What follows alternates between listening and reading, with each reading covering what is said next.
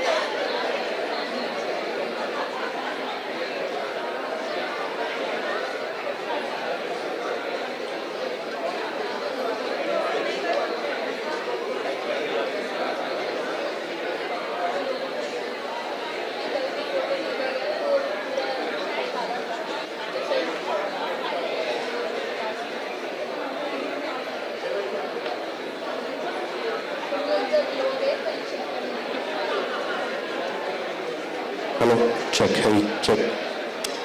Hello.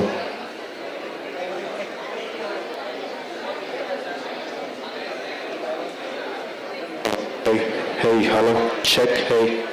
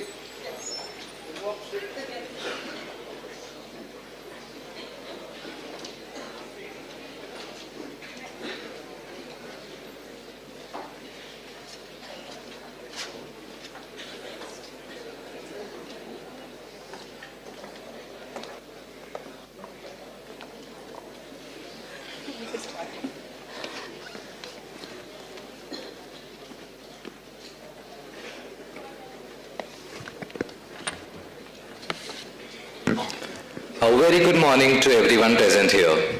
On behalf of Brigadier Dr. Rajiv Divekar, Dean, Faculty of Management SIU, and Director SIMS, and the entire SIMS family, I, Jay Upadhyay, along with Shelja Sharma, student managers of Symbiosis Institute of Management Studies, welcome you all to the second plenary session of SIMSARC 2024.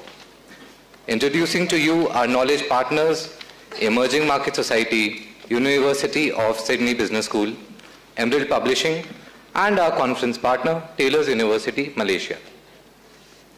In the word of Albert Hubbard, one machine can do the work of 50 ordinary men, but no machine can do the work of one extraordinary man. The theme for the second plenary session is Enhancing Employee Experience with Gen AI. Gen AI redefines the employee experience by automating tasks and providing personalized support while empowering organizations to enhance productivity, streamline workflows, and drive engagement. In doing so, it not only elevates employee satisfaction, but also drives organizational success, creating a win-win scenario for businesses and their people. Today, we have the honor of hosting a panel of distinguished individuals, and we are very excited to hear their perspectives on enhancing employee experience with Gen AI. We have three panelists and a moderator for this session. Ms. Deepdisha Ahya Doshi, Associate Director, Enterprise AI Solutions, LTI Mindtree; Colonel Abhay Mane, Leadership and HRM, Indian Army; Ms. Alapini Deshmukh, Human Capital and Technology Enabler, ECW; and Mr. Vinayak Satpathy, Gen AI and Sustainability Expert. Ladies and gentlemen, please join us in welcoming all of them with a huge round of applause.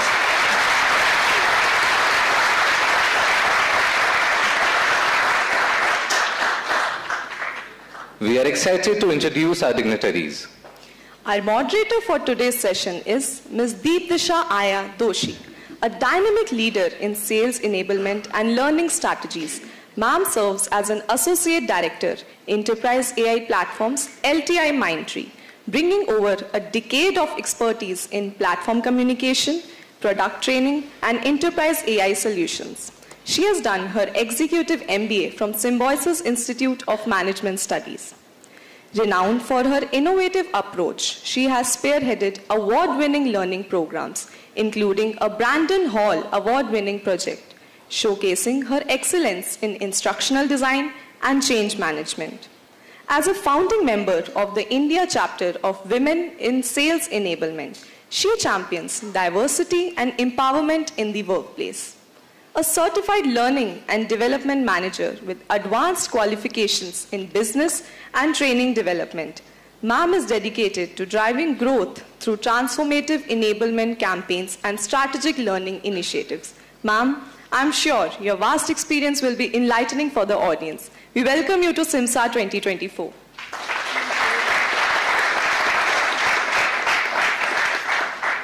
Our next panelist for today's session is Colonel Abhay Mane. Colonel Abhay Mane brings over 20 years of unparalleled leadership and human resource management experience from his distinguished career in the Indian Army. As the Director of Talent Development at College of Military Engineering, Pune, he spearheaded transformative skill development program for mid-level officers, preparing them for higher responsibilities and roles. His illustrious career includes commanding a specialist engineering unit with over 800 personnel and leading a technical team in the world's highest battlefield, the Siachen Glacier.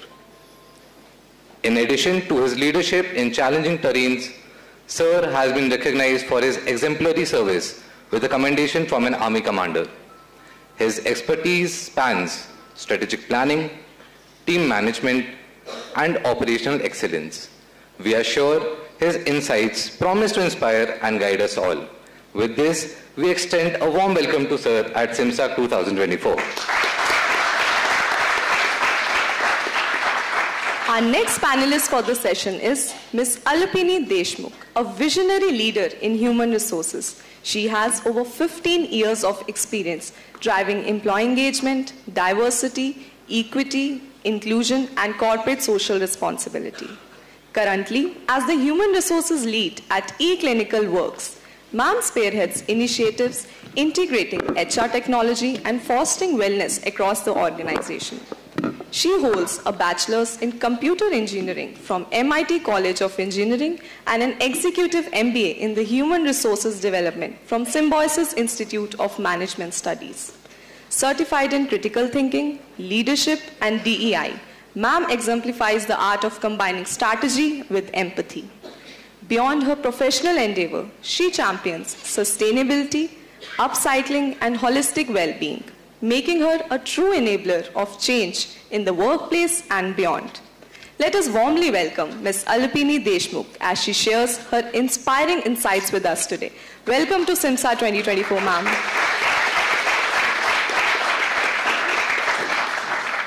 Our last panelist for the day is Mr. Vinayak Satpute, a seasoned sustainability expert with over 20 years of experience in data, analytics, and cutting-edge climate technology. He helps organizations achieve sustainability goals, including carbon neutrality and net zero targets. He has developed an innovative carbon accounting platform and specializes in ESG, energy transition, water and waste management, and sustainable agriculture. His educational credentials include certifications from Stanford, Harvard, and the United Nations, underscoring his expertise in business sustainability and carbon reporting. Previously, he led global teams at HSBC and LTIMindtree, creating impactful data and analytics solutions. A patent holder and thought leader, he frequently speaks on intersection of AI, design, and environmental responsibility. Beyond work, Sir promotes eco-friendly practices through community initiative and endurance sports, embodying his passion for a sustainable future. We welcome you to SIMSARC 2024, sir.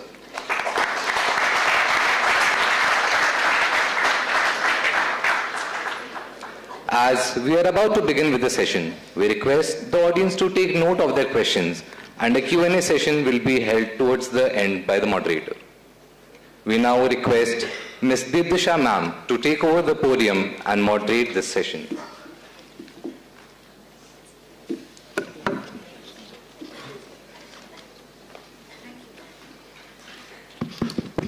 Good morning, everyone. Am I audible? Yes, yeah. So, first and foremost, thank you, sir, for inviting me and having me, a part of this plenary session. Welcome to all speakers. Thank you for joining us today. So, we've spoken about the topic already, right? It's something around Gen AI. Instead of putting this question forth to our speakers, our panel speakers, I have a question for the student community here. How many of you are apprehensive about Gen AI as you step into, maybe in a couple of years, you'll be stepping into your own careers, right? Career trajectory. How many of you are kind of apprehensive about Gen AI taking over your jobs? Hands? Yes? No? You're not? You should be. And I'll tell you why as we go forth. So my first question would be a generic one, and or maybe I would prefer Alipini to take it first because she comes from an HR background. Alipini, please tell us, have you started adopting Gen AI in your HR workflows already? Sure. So thank you, SIMS for having me here. It's coming back to home. So from backstage to being here. So this is wonderful. So thank you so much. A very nostalgic feeling today to be here. I think the question that, Deepshika mentioned was, do you see as a threat And I'm so glad, all students out here and the budding leaders don't feel that. Quite a courageous, kind of stand that you all have taken. So I just wanted to give a small anecdote. So when I was doing my engineering, my 4th year, had an optional subject, which was AI. And, it was seen as, the way we see an optional subject, thoda theory pad lo, and you'll get through it, right? That was a notion back then when I did my engineering. Luckily, I was very much interested in that subject beyond theory. And this year back, in IIT, I completed my course again back in AI. So it's a boomerang effect, I would say. What I couldn't complete there is a life skill now. Right? So I think it has to be embedded as a critical skill that one should have to navigate in future. Coming back to your question, have we adopted any of the GenAI platforms in our organization? So I represent today a healthcare IT organization, and in terms of the GenAI, the product is called Suno AI, which uses ambient listening technology. A very imperative technology, I must say, in terms of the healthcare, where when you have your connect with a physician, as you must have seen, they're busy, connecting with us or writing the notes, right? With the advent of ambient listening technology, what happens is you have, AI as your tool who would take these notes, right? And that gets embedded on the platform. So imagine the time of a dedicated time a physician would have with a patient, right? Just with the advent of ambient listening technology. So I think this has revolutionized, the usage of AI in terms of the healthcare, and also the accuracy part of it, and the important, focus is towards the in-person discussion with the patient that otherwise a doctor would not have been able to conduct. Coming back to HR, I think at various stages that the advent of AI has been seen, inclusive of the HRMSs that are implemented in an organization, right from pre-boarding, I would say, till the time you have retention. So at various stages, these tools are used. I think I would, in due course of time, give examples of how it's done, in terms of the HR-specific stuff. Thank you so much. Now, this is a general question any one of the speakers could take up. Didisha, may I add on this? Yeah, please. The question which was thrown to the audience was, are they afraid of that their jobs are going to be lost?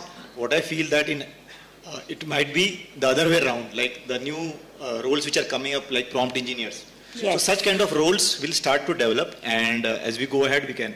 So instead of looking the negative way, when we see on the positive way, there are many more new roles which are going to be developed.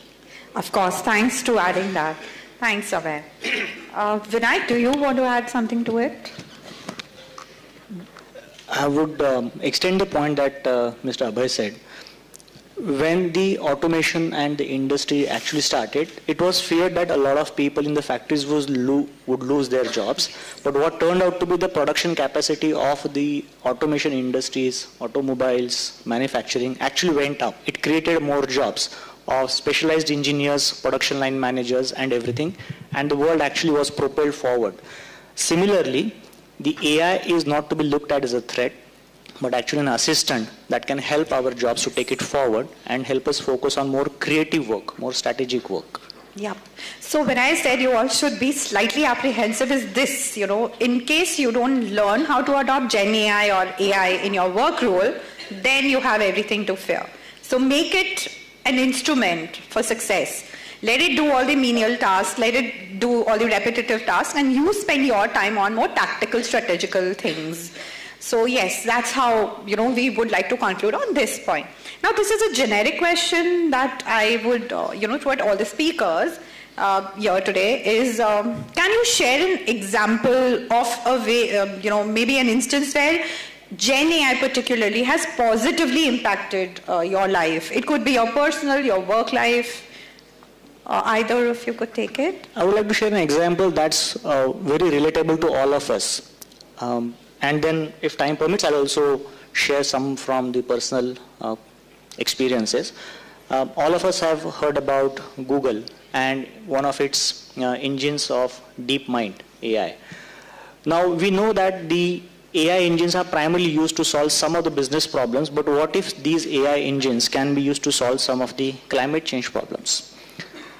So Google's DeepMind has been working with the government of UK to see the energy consumptions, and at a national grid level, they were able to solve some of the inefficiencies in the system, energy distribution systems, by 5%. Numerically, 5% improvement doesn't seem much, but when you look at the national level improvement in the energy saving at a 5%, translates into equivalent energy requirement of some of the poor countries in Latin America in 1 year. So the AI in personal lives is actually impacting how the energy conservation initiatives can be taken forward, which otherwise would not be possible only through the human-induced efforts. So I think that's a very impactful example to take home. Right. That helps. Anyone wants to add to it? Sure.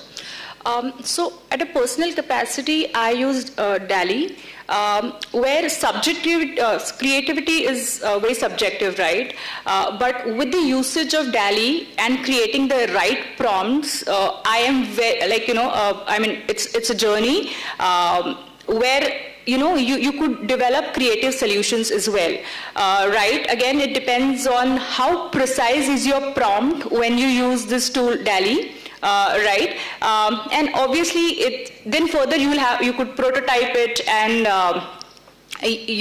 also add it a precise prompt. So that's, I think, a very helpful solution in terms of creative designing that has helped me personally.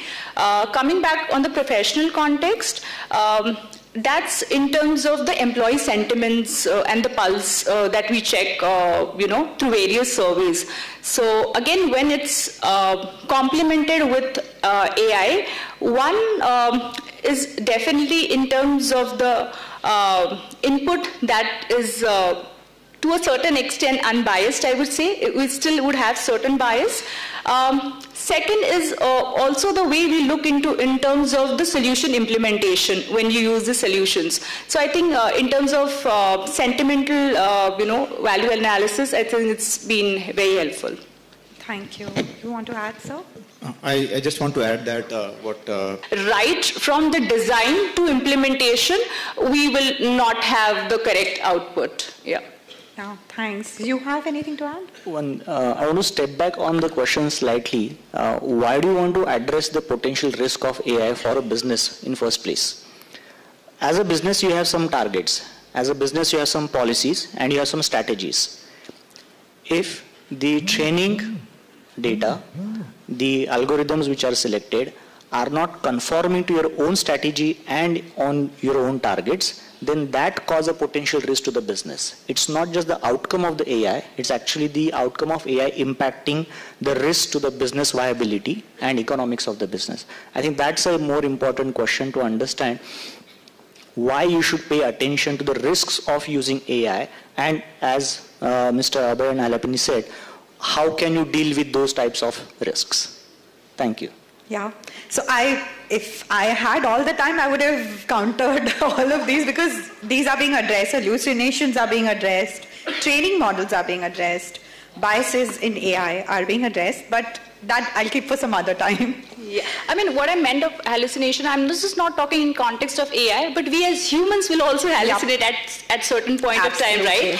And now AI is just a baby, right? I mean, we just celebrated 2 years anniversary of ChatGPT in the month of November. Let's give it some time, some consideration. But then my next question would be around again, how do you think, AI should play in supporting employee well-being? Because a lot is being talked about mental health these days. Mental health is kind of gaining a lot of prominence for various reasons, the kind of lifestyle we're living, the work-life balance. so on. So do you think Gen AI can play a role in supporting employee health and well-being? Anyone would like to take that question? Absolutely it does. Before I answer directly for the AI part, let us remind ourselves of the era that all of us have lived through during the COVID times. A lot of people had to work remotely from their homes, specifically in IT, and a lot of students like yourself had to attend your classes remotely. For some, it was very excitement during the initial days when it was all remote work. But slowly, after a few months, people started to feel the pressure of not connecting with your friends, not connecting with your colleagues and cohorts or your teachers, and then started to feel the loneliness.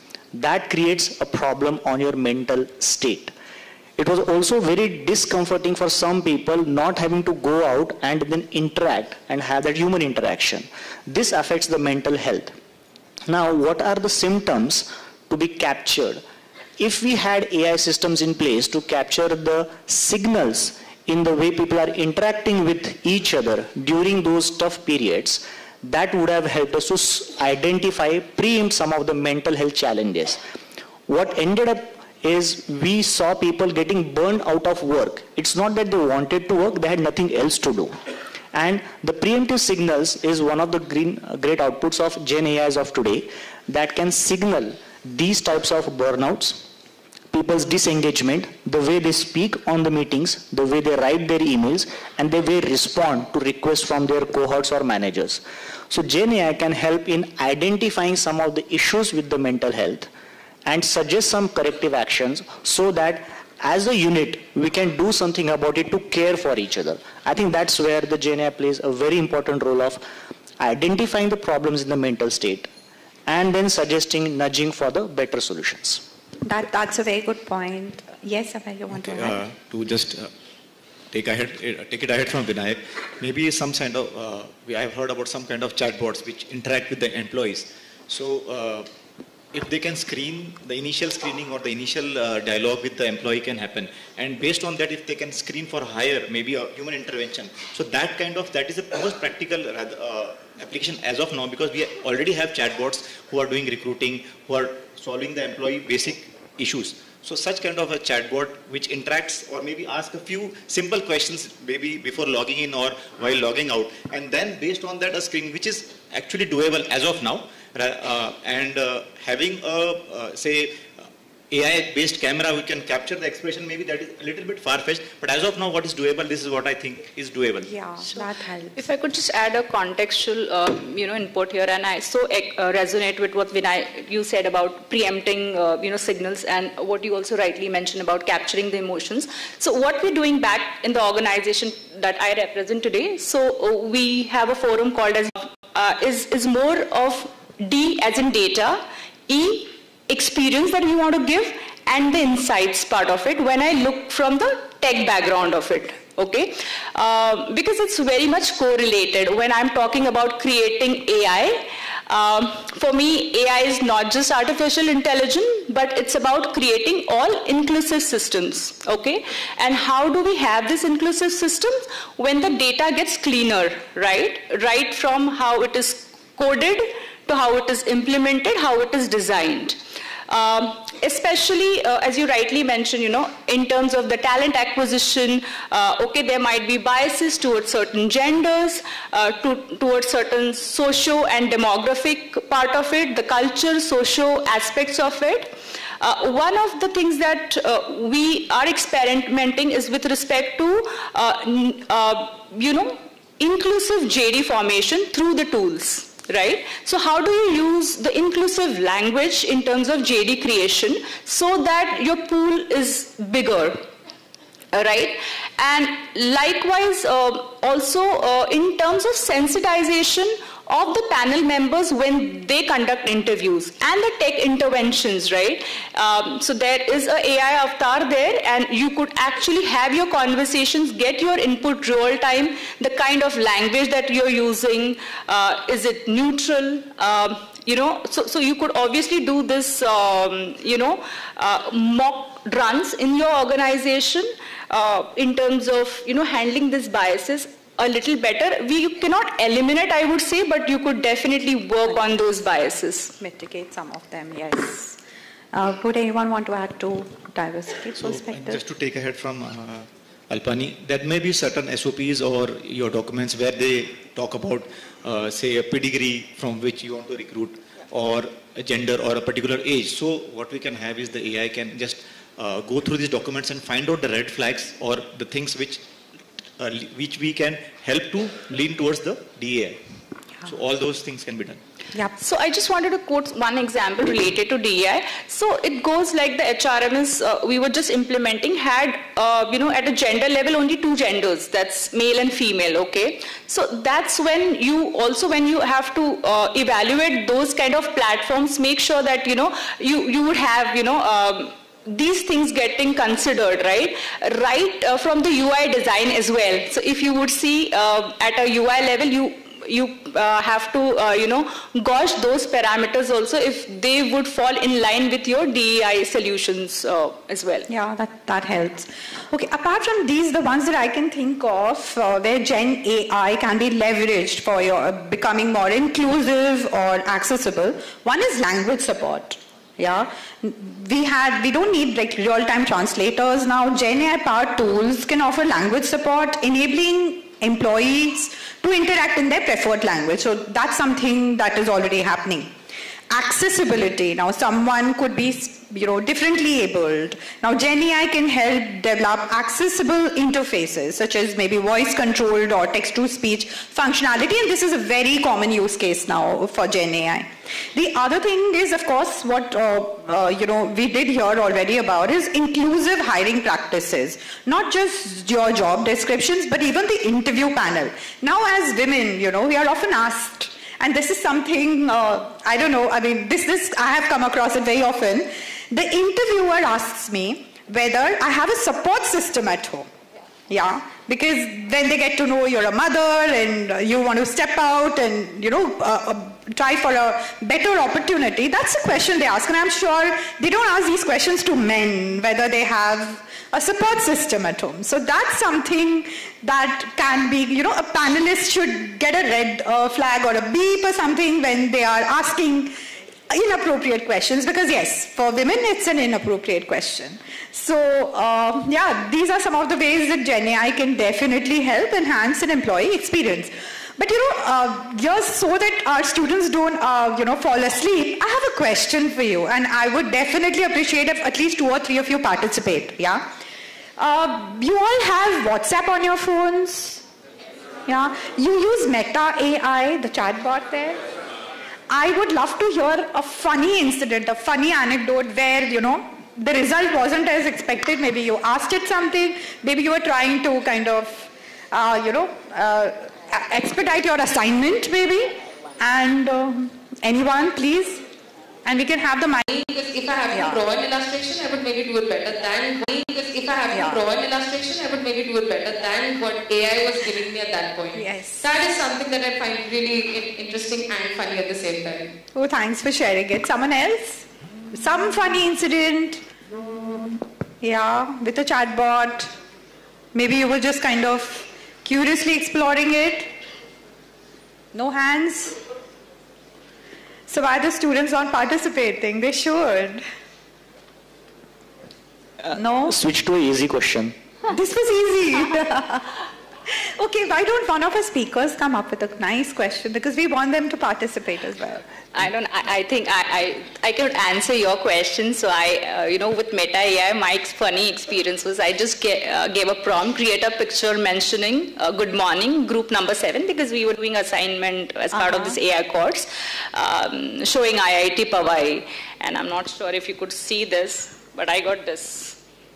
What is that? Or who is that? A goal. Huh. That's it. I think a complete distortion of what I said, not at all related. So I think it acts quite bizarre. It does. And AI is like a child. I mean, all these large language models are like, they need to be coached to get what you want out of them. So honestly, we are not yet there to get our jobs. So when you start exploring these chatbots, LLMs, you realize, no, they are kind of a little stupid and we are slightly superior. But wait for the day when they are as smarter. So this is what I keep telling my team. And the other day, Vinayak and I were also having a chat where if you are not doing your work on time and if you don't have a nuanced skill, a skill that's exclusively to you, if you should have either a skill or should be churning out quality work and on time. If you do neither of these three, then AI will definitely replace you. But all of us are humans. We have that human touch. The way we think, probably machines cannot. So, till then, I think they are safer, till such time that we keep honing our skills, whether it's your marketing skill, your writing skills, AI will never get there.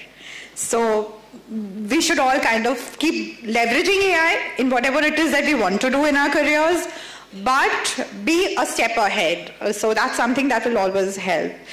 Any questions that you want to put forward to our student community?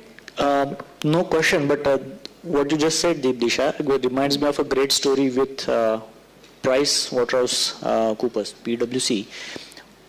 There was a sentiment that came out through a survey between the employees, and the sentiment was scared of losing their job. And it's not a small organization. As you know, it's a global organization with more than 275,000 of employees. So the management took a very bold approach. Instead of letting that finger of insecurity linger through the employees, they decided to take a very bold step of training the entire workforce with the tools and the skills that would help them to excel in their jobs. They invested not one, not two, $3 billion to train the entire workforce on the Gen AI related skills. And that actually resulted in more productivity and more employee engagement. And they started feeling more secure, not just about their job, but also confident about excelling at their tasks. So we can turn around these sentiments by actually deploying AI to support the employees rather than letting this fear of, am I going to lose my job? Am I going to be irrelevant in future? We can tackle these problems in a much productive way. I think there's no better example than PwC. That's a great example, and I think many other organizations are moving to it.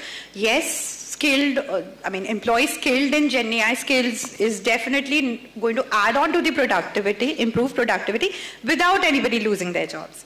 So the fear that we have at the back of our mind is kind of negated if we are skilled enough to maybe use a co-pilot or, an open AI, ChatGPT kind of a thing, and yeah, we'll gradually prove ourselves to be even smarter than machines. So the next question, I had another question which kind of was at the back of my mind. We talk about a lot of personalized experiences, be it marketing or even learning and development for that matter, or just generic, customized messages to your employees to make them feel, okay, they are being acknowledged, they are being kind of accepted and recognized. So do any one of you, have you kind of dabbled in that kind of tech process where, this personalization element comes in? I can think of the problem that we have seen by not personalizing this. So let me share that part. Many of you would be aware of LinkedIn and its various services. They also provide talent recommendations. And because of the data that was used for training and the algorithmic biases, the talent recommendations were always tilted towards certain types of demographics, genders, and skills. But this type of a problem also gave an opportunity, and coming back to your question, is that the personalized engagement towards the candidates is an opportunity that was spotted. So based on the successful hires in the various organizations, the next step of recruitment can be, as you said, the JD personalizations, very targeted JDs to include and invite more of resumes. Have the screening done in a personalized way depending upon what the candidate possesses. And then have a personalized evaluations. Not just that, after the appointment of the candidate, have a personalized career growth options. So it's not just a narrow, short-sighted view, but also a long-term view that inspires the candidate to stick with an organization, grow with it, and actually benefit in the career in the long term. So I think that's where GenAI can be a really powerful tool to be leveraged. Yeah. That helps. How about you? Would you want to add? Sure, I could add a context here. So I just wanted to, check with the audience. You're doing a course here at SIMS, which is great. What are the other platforms that you're learning from? Any of you? Coursera. Yes. What else? Udemy? Upgrad? LinkedIn Learning? Yeah. So we see plethora of such kind of platforms. Having said that, we are doing a specialized degree here in the colleges as well. So I think, Disha, the way we are looking at learning itself has changed. It's anytime, anywhere, right? Just in time kind of a course, right? I mean, I want it right here, right now kind of a course. And the way the data is consumed, it's consumed in quick bites right now, also in the forms of, mini logs or mini vlogs, I could call it. So the entire scenario of how it is, how the learning is seen, is done is also changed. In terms of creating the personalized learning journeys, what we've done in the organization is co-connecting your competencies and skills and then creating a specific journey only meant for that employee, right? So in an organization, you would have certain learning levels. How do you complement with the careers that those are available? So you would have a skill repository, it would match up, and it would also suggest you a certain course that's upcoming. And as an organization, you will also be looking into the technologies which are upcoming, the skills that would be required in next 2 years, 3 years, right? So this alignment and fitment is done definitely through the usage of these kind of platforms. And I think we're in the world of nano degree, right? Attending this session also might earn us a nano degree, sir, if you could consider. Yeah. One course credit for everyone. Yeah, agree. Yeah, so yeah, I agree with you, Alapani, on that one. And we already see a lot of just like you see Netflix and Amazon Prime, and depending on your viewing behavior, it recommends more content in the similar lines, right? The content recommendation.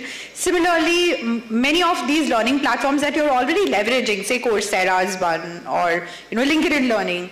There is something called Pluralsight. Those who are much into tech would know about Pluralsight. That's again a very good platform. So they look at your learning behavior and then they recommend you, similar courses that you could take. Now, there's something else that's been happening in the use case of GenAI in L&D as well as career mapping is, say you are at point A, today you are working in marketing, and tomorrow you want to say change your gears, shift your gears, and maybe enter into HR for that matter. Now, from point A to point B, looking at where you stand today, these learning journeys are now recommended learning journeys tell you what is it that you will need to go from point A to point B. And then it nudges you to take those courses. You might or might not, that's entirely your choice. But it definitely does, tell you that to go from point A to point B, or to, maybe you're at a manager level, you want to go to a senior manager level. What is it that you need to know in terms of your skills? What examinations or evaluations you need to complete? So that also GenAI helps already. And these days it even curates the universities or the short courses or whatever is available to you, and you could kind of choose from that bouquet of courses. So that is how helpful GenAI already is. Yeah, I just want to add one more point. Also, the trend that we are observing is synchronous learning versus asynchronous learning, right?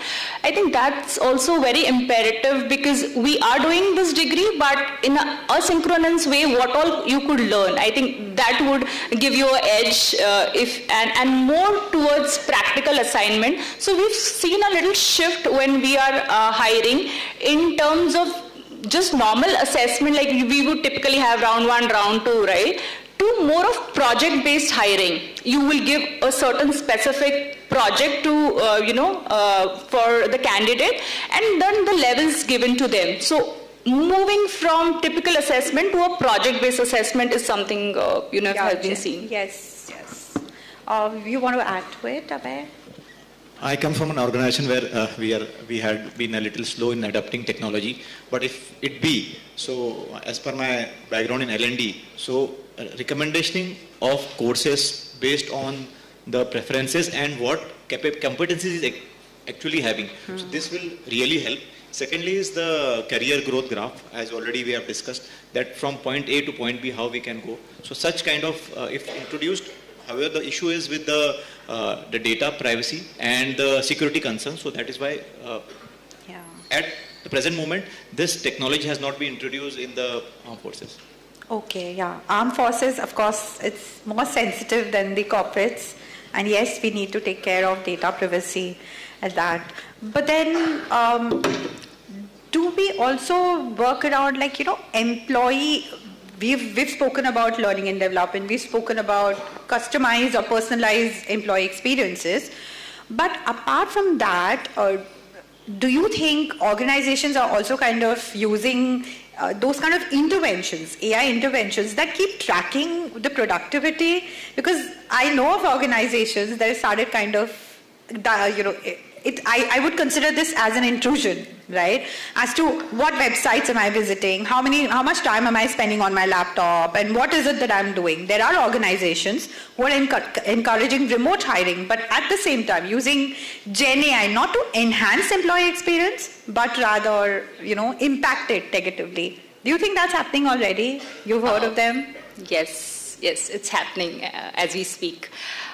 So I think it also depends on the organizational context. What's your AI and governance, policies revolved around that?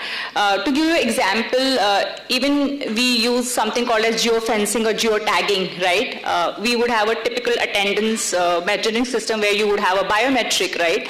But with advent of all these technologies, you would also, just do a geofencing or a geotagging, right? So that I know where exactly is the employee. So I can't say, boss, that I'm stuck in traffic, right? Because I am geotagging you. Are you in the boundary of my organization nearby? And you could, so no more fooling around that. But again, the bottom line is, how do you define those as part of your governance policy, your, and ethics policy? And second thing that you asked is it an intrusion? Again, depends on how well defined are those policies set. Because yes, like for example, Microsoft Viva would use your sentiments. For example, you are writing an email which is not in a right tone, it would capture or it would give you a nudge that, it's a little, it's not going in a proper way, right? Professional way. So it would give you a nudge. So obviously you are getting tracked. I'm sure you must, if you're using a Microsoft Teams, you would get those nudges. How much time have you spent, what are, different insights of, a kind of work that you've done. Yes, your productivity is being captured at different levels. Yeah, absolutely. The best advantage of Teams or Outlook nudging is when I say attached and I forget to attach. That's the only productive nudge that I think it does for me. Yeah. Because seldom we make these mistakes. Yeah. Yes, you want to add to this? I come from a different school of thought where if the employee or the business is monitoring its employees, what they are doing and how they are doing, that's not the right company to work for. Absolutely. Because there's a lack of trust and the tools, whether you use AI or not to monitor what the employees are doing, the intentions are not really being productive here. So that's an environment that I wouldn't advise to be part of.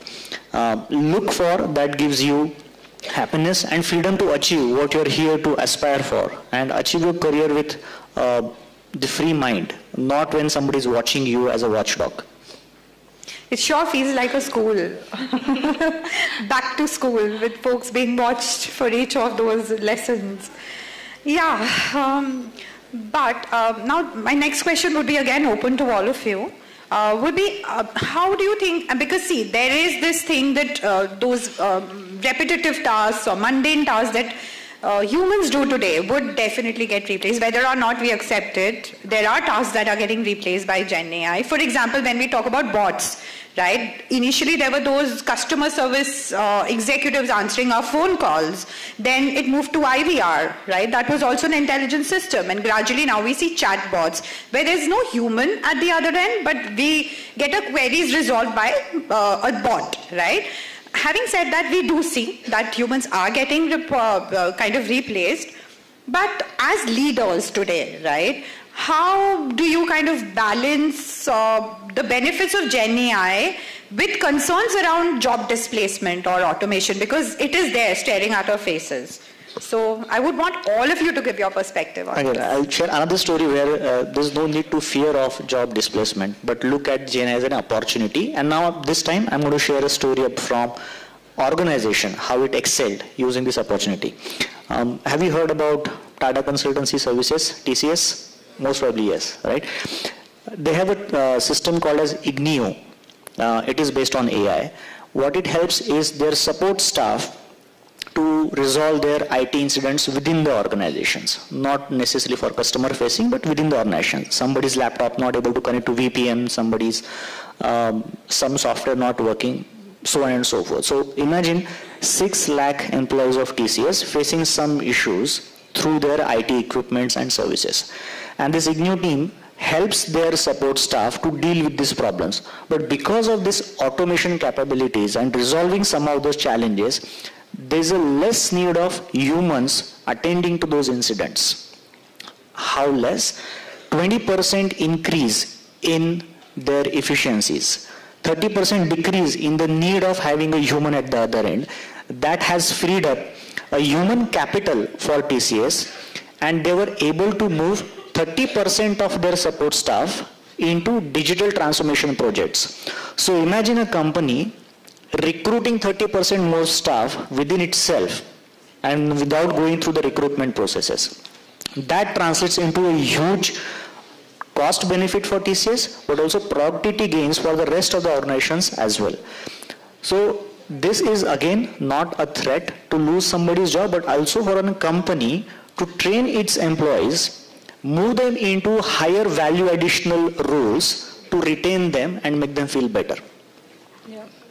I mean, I echo on that thought very much. If I have to just build on that thought, are any chess players here in the room? Chess? Okay. So just a correlation. So this was with Deep Blue, again an AI machine, where it was competing with Gary Kasparov, right? One of the legends. And he lost with Deep Blue. And I think what he said post, this is very profound, stuck still, within me. If I can't beat Deep Blue, let me collapse. Question is the we have discussed everything: efficiency, integrity, also the ethical part.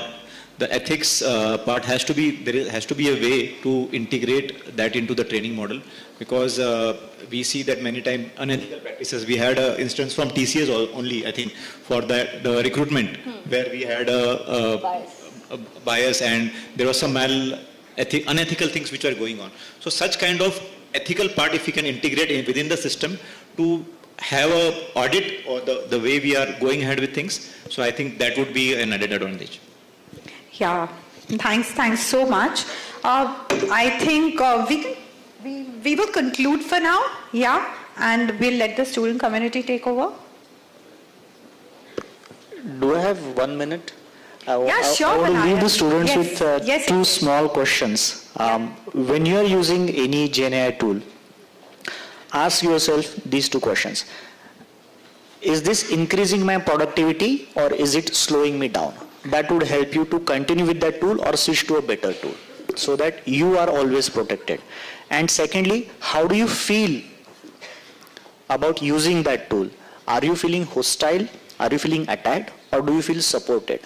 That will also decide, are you getting the best out of that tool or the tool is using you? So keep these two questions in mind whenever you are interacting with any Gen AI tool, and you will do just fine. Okay. Just a small movie line. If you could guess the movie, you win something from me. is the friend my day? Which movie? I think Zindagi Na Milega Dobara, I think, you know. So I think, again, reframe that into, you know, the AI is more to do with the automation part of it. If you seize that automation, is the movie wrong? I don't remember, but I remember this dialogue very much. So if you have to seize the day, use the right prompts, I would say, because I think prompt engineering would help you thrive and survive. Due to the paucity of time, we now open the stage for a Q&A session.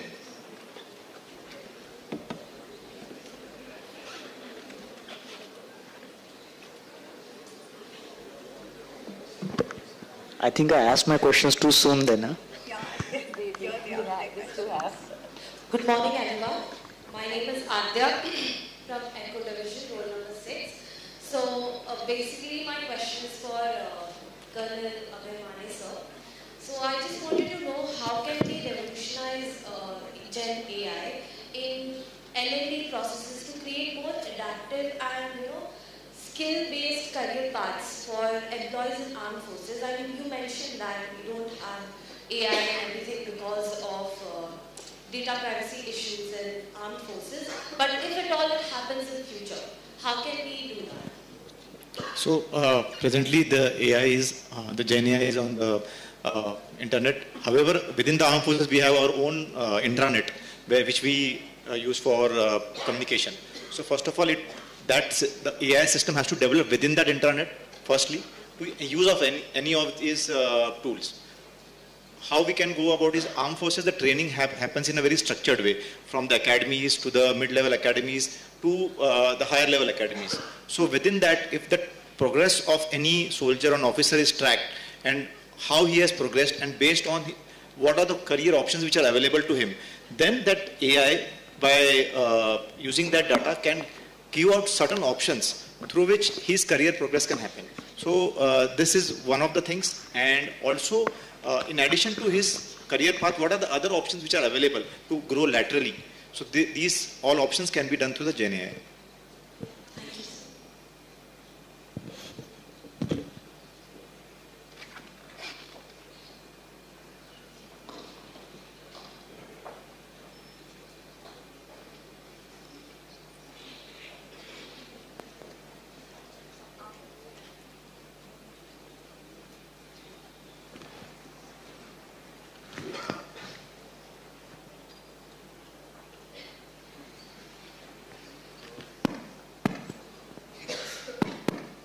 Data set in terms of the organization, it might be with respect to certain you know, courses to be introduced, so that at a broader scale. So you have to look, I think, these both data sets and then drive this you know, outputs there. Thank you. You're welcome.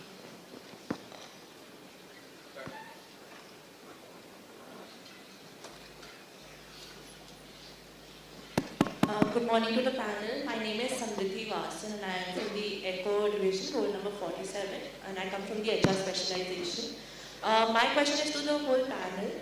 When we are collecting and analyzing and acting on the data that is being given in terms of the employee feedback that we get, how can we include it into a continuous improvement cycle for the betterment of the organization and probably the betterment of, you know, in terms of developing the organization more?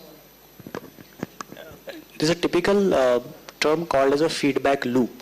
The surveys are collected to collect the data which also reflect the sentiments and the actionable insights that will come out. So when this collected data is analyzed, what's really important is create a feedback loop that drives the next set of actions for the organizations. But that's not all. Feedback loop could be short-circuited also depending upon the data itself. So there's also another mechanism which governs the efficacy of such feedback loops. It's called as a control mechanism. So many organizations, what they have is a governing council on top of your AI training. Accenture is one such example, wherein you get to see the effect of your responses, how they are going into your AI input, and how AI is now changing its recommendations based on your inputs which are just collected last week. So a feedback loop mechanism coupled with the governance council can help you to effectively use your data that is collected in the surveys and make real changes. Otherwise, people will feel that I'm just giving my data but nothing happens. There's no outcome. But when you see that in action through the feedback loop and a governance council, then that feeling goes away and people start giving more valuable inputs. One more thing which I can add to this is like we say, implementation part is the most important part. Post the pulse surveys. So maybe if you are having this pulse surveys, maybe 6 monthly, the outcomes which has been, the work which has been done, those inputs can be a base for the next pulse survey. So that continuity will happen. Like if something is supposed to be achieved 100%, you have been achieved 50%. So the next question would be based on that. So rather than having a completely different pulse survey, but the pulse survey was taken, action which was done, and where we are, and based on that the next surveys are being taken. So that will have some sort of continuity. Yeah, and just to add on to what both of you said, so also we look in the organization that I represent, we also look into the feed forward part of it. So that's how when we look into the continuous, feedback loop, what we've done explicitly is also keep a cutoff. Like for example, there's an ESAT score for a specific manager, right? And that's 70%, for example. Now also look into this, cutoff that you would like to set in for a certain LOB or a certain, position or a role, and then co-connect these dots in terms of the overall percentage that you want to gain, followed with the actionable items and the accountability partners, right? Because if you might get a very generic feedback, and that could be as random as canteen mein food acha nahi hai. So what do you go back, right? You will also have to identify those key stakeholders, because it's a pulse survey, it's anonymous service in the organization. So identifying those right stakeholders and what is the accountability and what is the cutoff time, right? So you have to also look into the feed forward approach.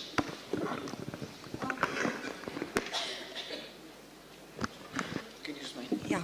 Am I audible? Yeah. So this was a formal, structured way of collecting feedback. All big organizations have their own social media, and they have ears listening into your LinkedIn posts as well. And for all you know, even our team chats might be monitored. So feedback is being captured, whether it's about a senior or, informally. There are informal, unstructured ways as well. Just like we do a lot of social learning, there's a lot of social feedback.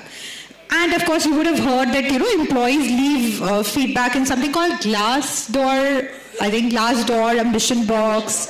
So, yeah, feedback is being heard. Now, the loop that's been created, that has to be run very formally in a structured manner, like all the other speakers have already spoken about. But measuring effectiveness is something that, if I've implemented something based on a feedback, how am I measuring effectiveness of the new policies or the change that I've brought in? That actually is where some organizations are yet to kind of ramp up. Employee pulse is there, but am I looking at how my policies are impacting my employees? That kind of is slightly slow, but I think it will ramp up in true sense. Thank you. Thank you. Thank you so much, ma'am. With this, we come to the end. With this, we come to the end of the Q&A session. We would like to thank our panelists for their illuminating words and for such an engaging session. We extend our special thanks to Ms. Deep Disha ma'am for moderating this session.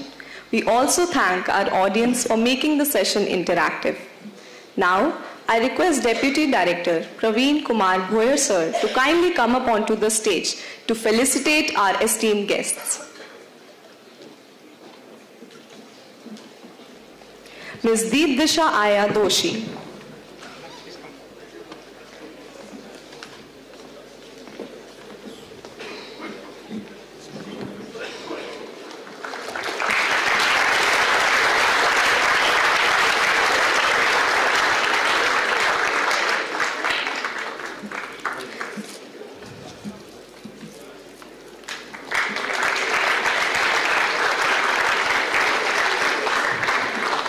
Colonel Abhay Mane.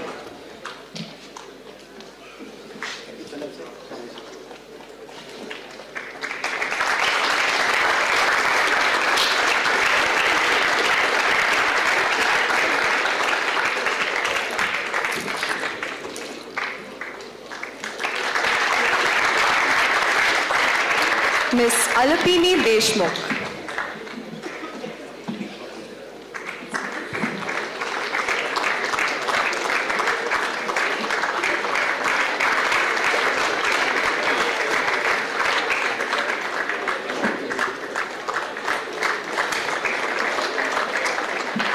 Mr. Vinayak Satpute.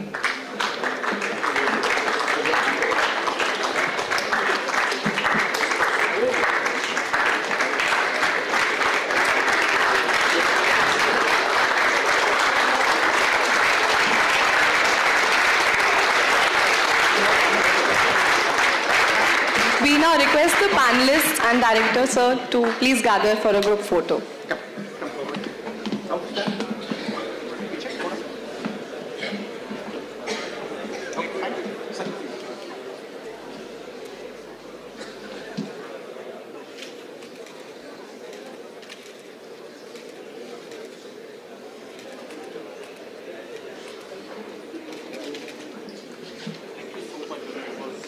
Thank you so much.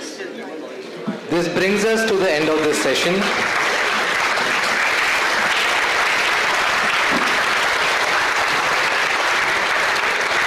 We request our dignitaries to kindly proceed to the VIP lounge.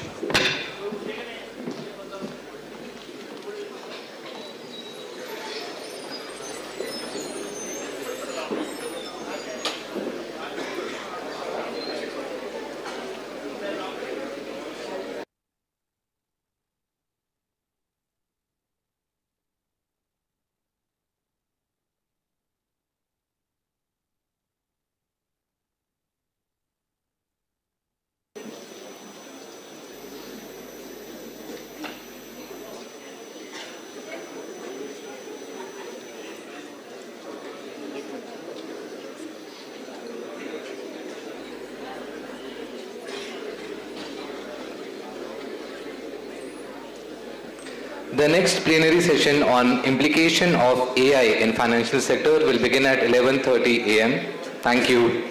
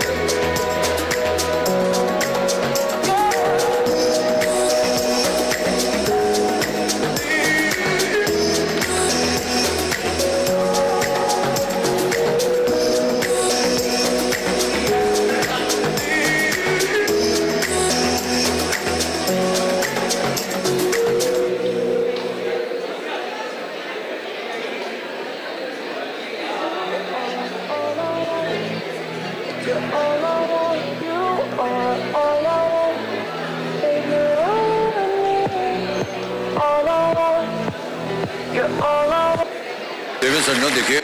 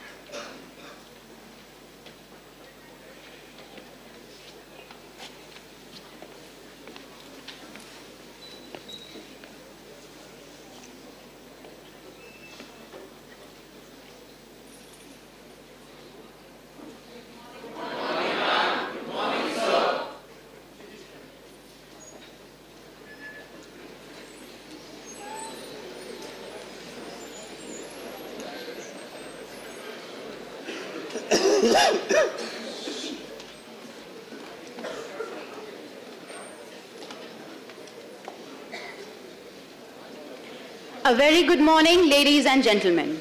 On behalf of Brigadier Dr. Rajiv Divekar, Dean, Faculty of Management, SIU, and Director SIMS, SIMS faculty members, student managers of SIMS, I, Midhali Sharma, along with Shipra Shukla, student managers of Symbiosis Institute of Management Studies, extend a very warm welcome to you all to the third plenary session of SIMSARC 2024.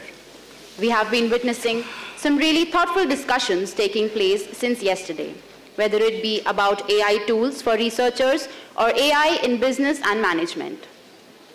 In today's dynamic landscape, AI is revolutionizing the financial sector, driving innovation and reshaping practices. It addresses real-world challenges like fraud detection and predictive analytics, encouraging deeper exploration and practical applications. This synergy between finance and AI offers fresh perspectives, transformative capabilities, and unprecedented opportunities for growth and efficiency.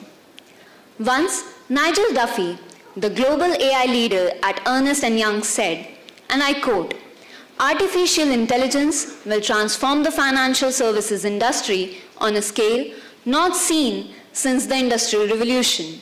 So, moving ahead with the same spirit, the topic of discussion for this session is implications of AI in the financial sector.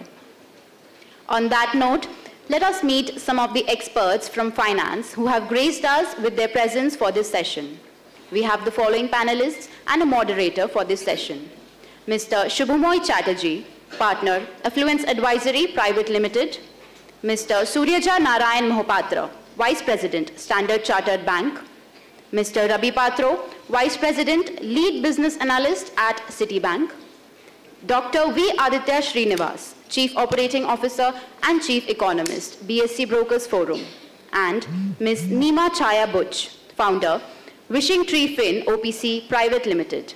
Please join us in welcoming them with a huge round of applause.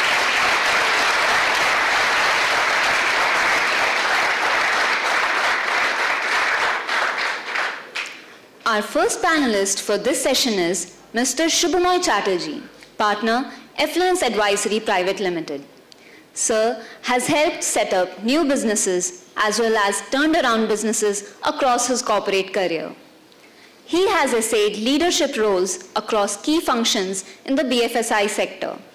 He has been an integral part of inorganic growth initiatives, including buyouts and mergers. Sir has over 21 years of banking experience across the areas of treasury, risk management, and product strategy. He is currently associated with Affluence Advisory in the role of a partner, covering areas of risk and compliance and advisory. His role also requires him to lead verticals on fundraising and due diligence. Sir has been associated with Thomson Reuters, Standard Chartered Bank, and ICICI Bank in the leadership roles earlier, wherein he has led the treasury initiatives as well as functions of relationship management and risk management. Welcome to SIMSARC 2024, sir. Our next panelist is Mr. Suryaja Narayan Mohapatra, Vice President, Standard Chartered Bank. Sir is a seasoned finance professional with over 20 years of expertise in valuation control, financial reporting, and risk analytics. His diverse experience spans global organizations including JP Morgan Chase, Deutsche Bank, and Credit Suisse, where he has led initiatives in regulatory reporting, capital planning, and financial statement analysis.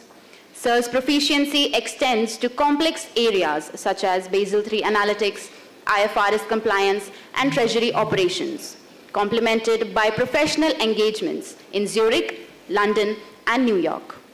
An alumnus of Xavier Institute of Management, he holds advanced degrees in commerce and law, reflecting a strong academic foundation in finance and business strategy. We welcome you, sir.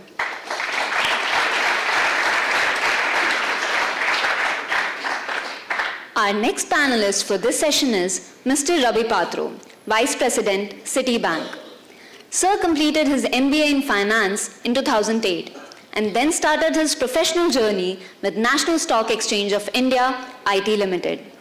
More than 16 years of experience so far, he has worked in different banks either as an employee or consultant in the investment banking space that covers the front office, middle office, and back office functions supporting the trading aspects of investment banks.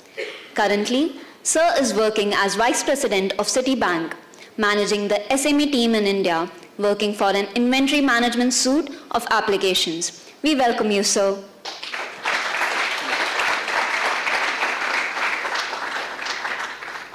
Our next panelist is Dr. V. Aditya Srinivas, Chief Operating Officer and Chief Economist, BSc Brokers Forum.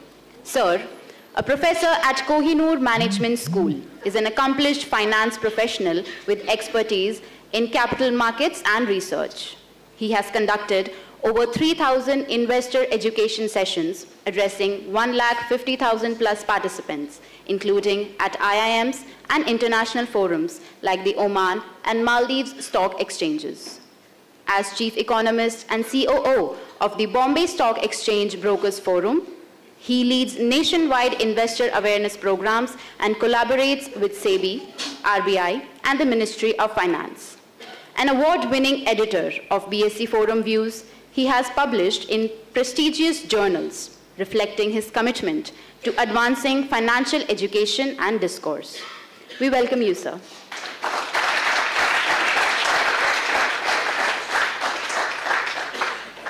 Along with such eminent panelists, we have an accomplished moderator as well. who will be guiding the path of this discussion, Ms. Neema Chhaya Butch, founder, Wishing Tree Fin OPC Private Limited. Ma'am is a seasoned professional with over 13 years of experience in engineering, technology, and finance. Founder of Wishing Tree Fin OPC Private Limited, she promotes financial literacy and personalized investment planning, holding certifications such as NISM Investment Advisory Levels 1 and 2 and Research Analyst. An Executive MBA graduate from Symbiosis Institute of Management Studies, she has conducted research on IT millennials' retirement planning and financial literacy among working women. She teaches finance at MBA colleges in Pune and contributes to platforms like Outlook Money and moneycontrol.com, combining expertise with a passion for education. Welcome to SIMSARC 2024, ma'am.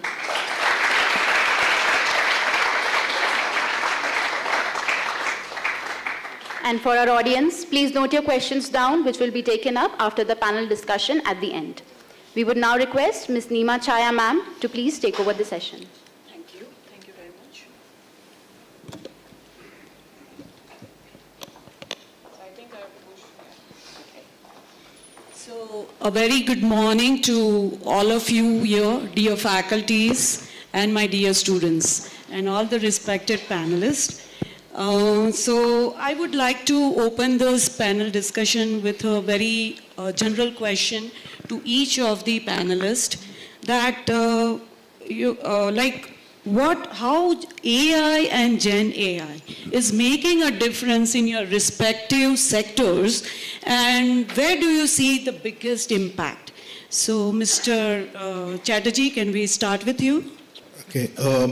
It's a very interesting question, and it's a very broad question that probably I wouldn't be able to answer in a sentence or a paragraph. It has so AI is no longer, or artificial intelligence, the entire ambit of it and the subparts of it, which is machine learning, deep technology, etc. They are no longer an addition to business. They have become a part of business, and this is cutting across most sectors. So let me pick up one particular sector here, let's say the BFSI segment. Starting from customer relations, decisioning, control, then compliances, and finally interaction with the customer or the consumer. All of that has come under the ambit of AI. There are things which would take a much longer time and a much more roundabout process have become very convenient using various kinds of AI tools. With the usage of the tools has also come the essence of governance. That is, how can these be controlled? How can these be ensured that they are compliant? So those frameworks have come into place. So broadly, when we talk today business strategy, we really talk also about integral part of that being artificial intelligence. And this is there in a kind of a real time, because for example, just to take a sample example of fraud detection or interjection kind of frauds, these have become, while the frauds have become real time, so has the prevention, or earlier audit and compliances were post-mortem. Everything has started becoming ante-mortem to be able to prevent such kind of things from happening. That is where AI plays a critical role. Thank you. Please, Sir Mohapatra. So, I'm also coming from this BFSI industry. So, what Mr. Chatterjee was trying to explain, if you add more today in the new generation, data science plays a key role, right? So, we have got voluminous data and we have to channelize, mobilize, utilize and exploit it to the hilt to get the best outcome of it. And those data points are very complex, right? So, if I talk about artificial intelligence, it can come up with machine learning I have, virtual engineering I have, exploiting, defining, measuring, analyzing, improving and controlling the current functions, the real-time functions that I am utilizing. Utilizing NLP, natural language processing, doing the predictive analysis, all those things gets into picture. If it's a number game that you are trying to do the valuation for derivative products, then it's Python. You do the predictive analysis by taking all those historical numbers and see the pattern out of it and create a workflow using Alteryx system and get the numbers. The real-time example, right? if I want to do my statutory reporting, looking at the machine learning attached to my artificial intelligence, assessing all those historical information, seeing all those exceptions that I have, whether they are compliant, non-compliant, and putting them in place. Of course, they are not going to replace us fully. Subject matter expert who will do the final review before anything gets reported to the auditor or regulator is vital, right? So these are the things which will prevail, but at the same time, we are getting smarter day by day, and we are trying to save our time and best utilize and exploit our resources to the fullest. This is what I want to start with. Thank you. So your opinion, please. Yeah, sure.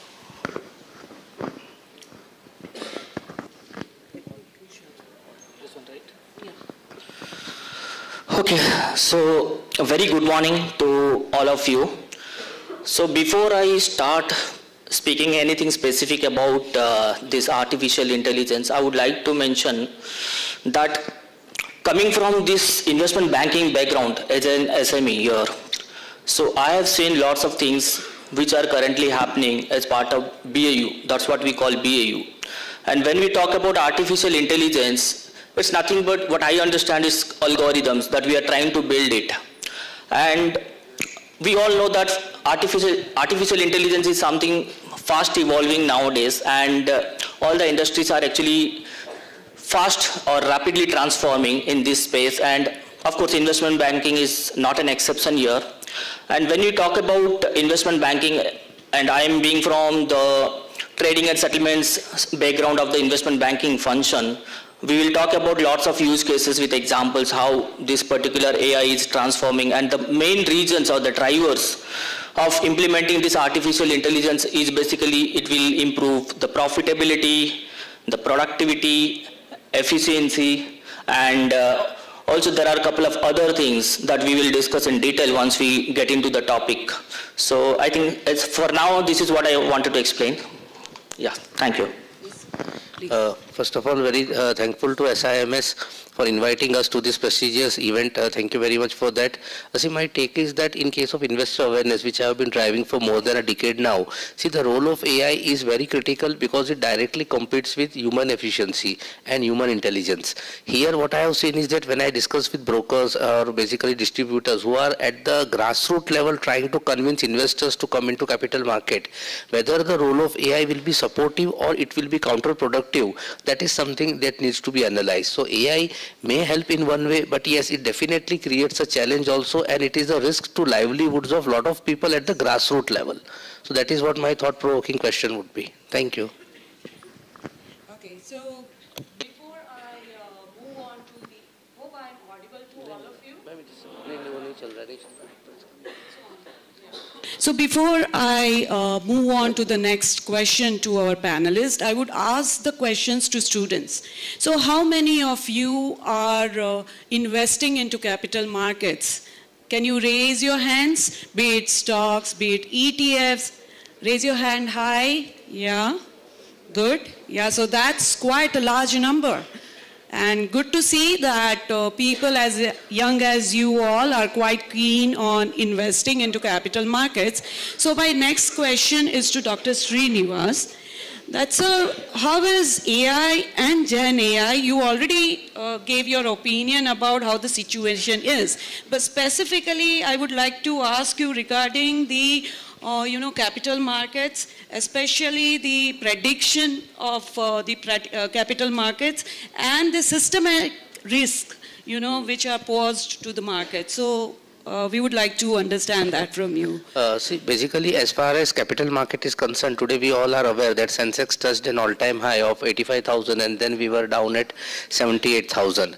Now, you'll be surprised to know, friends, that a study has been conducted by SEBI that in last 2 years, more than 33,000 crore was made profit by foreign institutional investors, and 28,000 crore was the profit made by basically HFT, that is high frequency traders, including algorithm traders and high net worth individuals using these AI sophisticated tools. But the main concern is that at the receiving end were 92 lakh retail traders like you and me who incurred an average loss of 1,80,000. The word profit is nowhere in the picture. Average loss of 1,80,000, and this entire 33 23,000 crore rupees, which was made profit by FIIs through the use of this, to be very frank, AI and all these sophisticated tools and HFT tools. Finally, that money went out of the country. So obviously, if you see now, these technologies may on one hand help you to make profit, but on the other hand somebody is losing equally a huge amount. So it needs to have a level playing field, number one. Number two, basically you can call it as skill asymmetry also, whereby the rich and the powerful and the educated will always have an upper hand as compared to large number of small retail investor who enters with small tiny capital. And the second part I would also like to highlight is that recently I had also been invited by this BFSI summit in Bombay, where there were exclusive discussion on mutual funds, 100 trillion path to the AUM side. So there a very interesting data I had come across, that there are approximately, if you take 1 lakh ARNs as of now registered mutual fund distributors, in which 40% are individual financial advisors who actually go at the grassroots level in tier 2, tier 3 cities, and they bring the client into the market with their effort and with their knowledge, whatever little knowledge they have. Now if we try to mix AI into everything, then it directly creates a challenge for the livelihood, and basically it is a risk to the, we can say, the smaller entrepreneurs in the economy, which to be very frank may not have a sophisticated or a technology backup arm. The same is the case when we talk of even brokers also. See, large and mighty brokers have an access to AI, then sophisticated trading tools and general AI also. But as far as in Mumbai itself, if we take, there are 400 small size brokers. Small size, when I say, these are those stock brokers who have membership of NSE, BSE, which their grandparents had taken and their grandchildren are right now running the business. So it's a legacy business. Now to be very frank, they are not that technology savvy, not that technology oriented, plus their capital base is also relatively less. So these type of technologies should be very cautiously adopted, because it's a two-edged sword. It can help increase your efficiency to those who can afford it, but it actually kills somebody who is not in a position to absorb it. So, and especially in a country like India, where we are basically a labor-intensive economy. See, what I personally feel is that all these technologies are useful for US, Europe markets, because basically the number of people are less there. It's not for a country like India, where we have 143 crore people, where 70 crore are less than 35 years of age. So we have enough of demographic dividend for us to utilize them, rather than bringing something which tries to replicate human efforts. That is what my take is. Thank you so much, sir. And some of your opinions were very insightful. And, you know, many of these points we might have not thought, or it might have not come across, and it would definitely change our outlook towards how much, up to what level we should accept AI, and at what level, you know, we should just say that, yeah, this is not the thing for which I want to use AI. So before I pass on to the another question to our panelist, I would again ask you all a question that I presume that each one of you must be having a bank account, right? Am I correct? Can I hear yes loudly from you all? I hope we are not boring you with all the very hi-fi technical stuff over here. So I want to see that cheerful smile from all of you. And yeah, and you know, your enthusiasm, you know, will motivate us, right? So since you already have bank accounts and you might be availing certain of its services as well, so how many of you have experience with the AI chatbots, you know, of that particular bank? Can you raise your hand high up? Yeah, so how was the experience? Was it pleasant? Or was it not so, you know, not so pleasant? Or was it like, I don't want to use this chatbot kind of? So how many of you are from very pleasant experience? I would like to know that. Oh, surprisingly, sir, no one? Oh, that's a great surprise. So not so pleasant, like it's okay kind of a thing? Okay. Please raise your hand high. Okay. And it's chatbots are not that important. It's okay if I ignore them, you know, just cross it when it pops up. How many are with that opinion or experience? So that's a great number. Oh, that's really something, you know, great to know. about your experience. So my next question would be to Mr. Mohapatra. Sir, this is about how AI and Gen AI is bringing in the, transformation to core banking. And also especially, in context to credit risk analytics. So that's something we would definitely, would love to get insights on. Sure, thank you. Well, before getting into the topic, let's do the pragmatic analysis, how we approach towards it, right? So I'll definitely go into the subject and how we are analyzing it in the real-time scenario, so we'll discuss about it. But the eye-opening thing is the world is more about revolving, not evolving anymore. So we are thinking about transformation. Any field you talk about, banking is one of the core fields. So if you go to the ancient India, Niti Bhakyas and all, in Sanskrit it was told, Vidvatvancha Nrupatvancha Naivatulya Kadasana Swadese Pujyate Raja Vidwan Sarvatra Pujyate. That means if you are a monarch, you are raising a kingdom, you are not so much respected when you go out of your territory. But if you are a learned person, you go anywhere, you will be respected. So India is one of the ideal place for that. So we have got some great universities which provided knowledge to the world, right? So now the time is we are constantly revolving ourselves. We are talking about changes, we are talking about improvement, we are talking about efficiency. And that's how we are pursuing all those professional degrees, like one of them is MBA. And we are thinking what next I can do, what better I can do, how I can replace a veteran person who has worked for 15, 20, 30 years, and what best I can bring in as an MBA professional and I can do the best job. For that, you have to explore what are the things that we are doing. One of the things is this artificial intelligence that we are doing.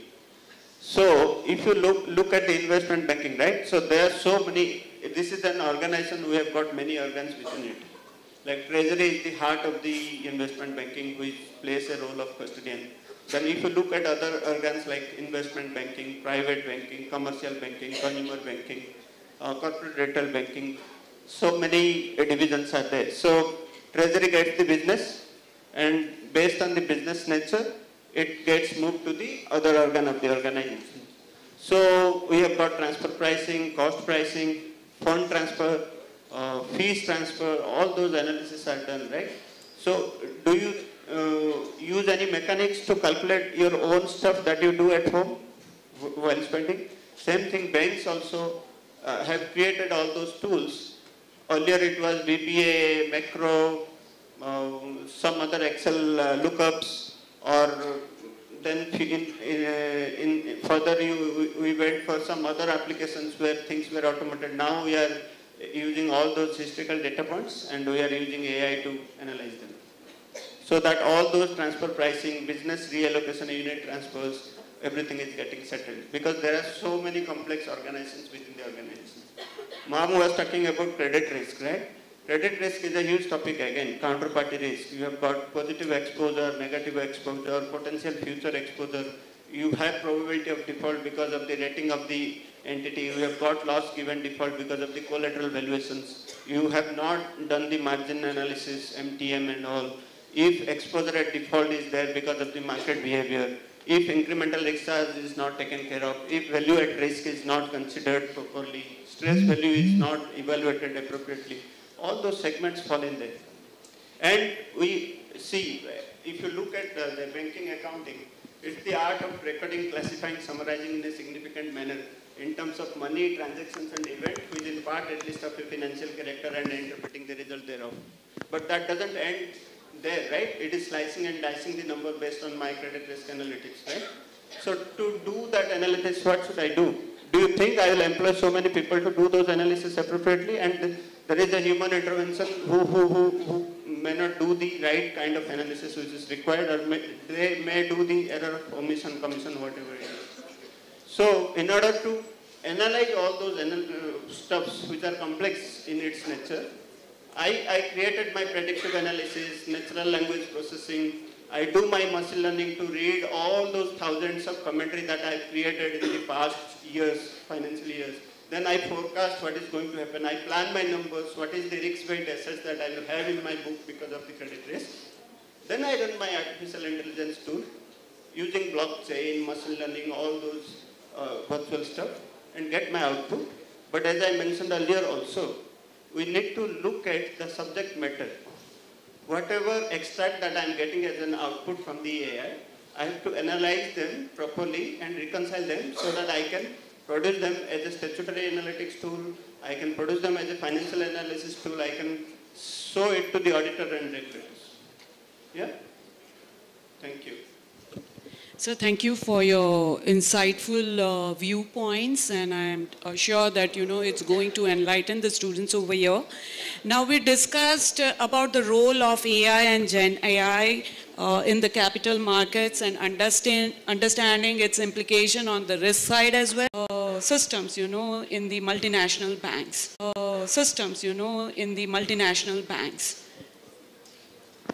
Okay, sure. So before I start saying anything on that question, may I speak about a few use cases about the investment banking space so that it can be easier for all of you to relate what we are talking about. Because I could see many of you are already doing the investments in the stock market. So I think this is something makes my life easier to explain you in that context so that you can easily understand this. So when you look at an investment banking part, okay, I will purely talk about the trading section of the investment banking, trading as well as settlement. So whatever the trades that you are actually trying to input whenever you want to buy or sell something, that comes on the front office. So whatever the activities, the steps, that's what we call as part of transaction life cycle or trade life cycle, we can categorize all these steps into three major categories. Okay, so first one is your front office, then your middle office, and then finally the back office. So front office basically covers those activities like you are actually working on the order, punching the orders are getting executed, then the pre-trade risk management, all these things are being taken care of. It's part of your front office activities. Once the order is executed, that means the trade is confirmed, and once this is confirmed, the data flows to middle office, and it's part of middle office. The name itself tells us, right? Okay, when middle office is something that they are trying to bridge the gap between front office as well as your back office. So the data, whatever comes from your front office, basically middle office will try to do some validations whether the trades are properly means having the data as expected, there are no issues, and the enrichment things are being taken care of. There are multiple regulatory compliances as well that needs to be taken care of. It's part of middle office. And once all these things are taken care of, then the data comes to back office. And if you look at back office, so whatever trades are executed, that has to be cleared and settled. That means if someone is buying the security, he has to pay the cash, he has to get the securities.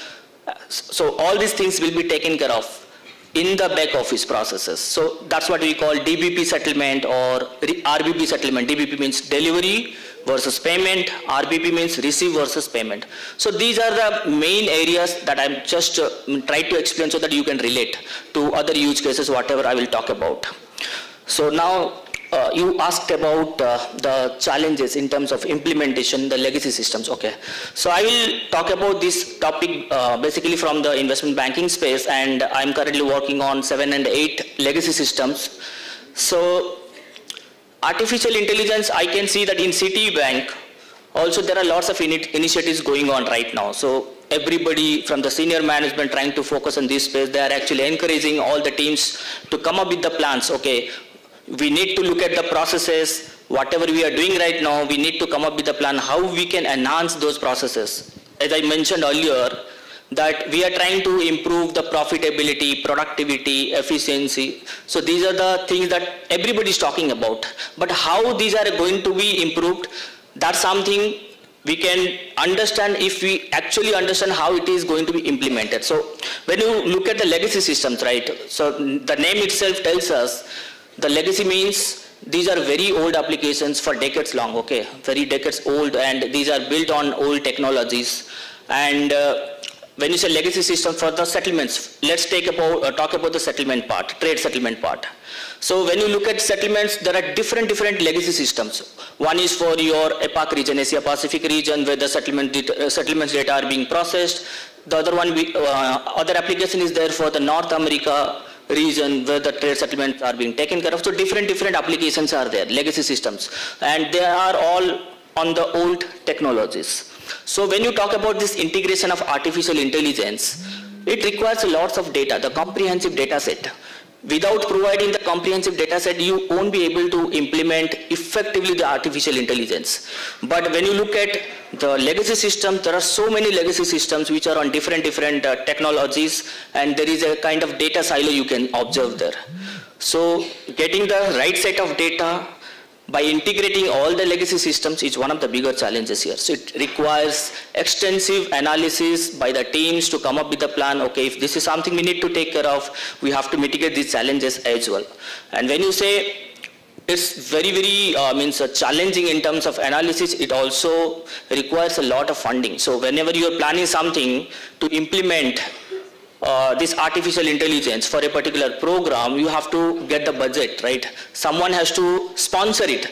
The sponsor is basically the business teams. And once they are convinced whatever we are planning to implement, then only they will approve it, right? They will look at the benefits, they will look at the cost, and based on the cost benefit analysis, they will come up with the plan and they will approve it. Otherwise, it is really difficult to get their approval. So funding is another challenge here.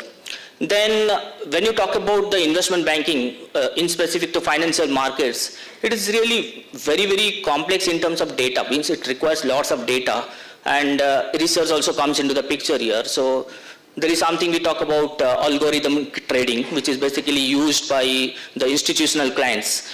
If some of you are aware, there are different trading strategies. When I say algorithmic trading, these are the trading strategies, automatic trading strategies.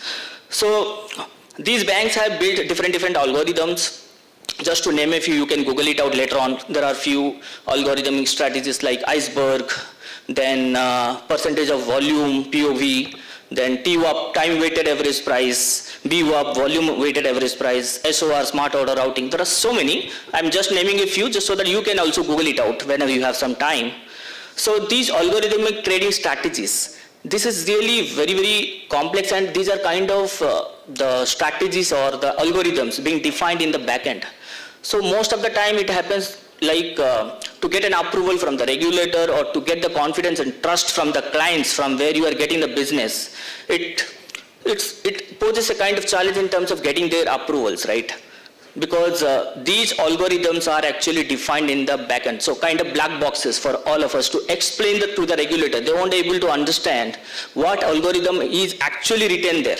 So we have to also take a call how we can mitigate these challenges so that it can be clearly explainable to the regulator as well as the clients, because without regulatory approval, you cannot action any of these things. That is one of the foremost important things that we have to take care of.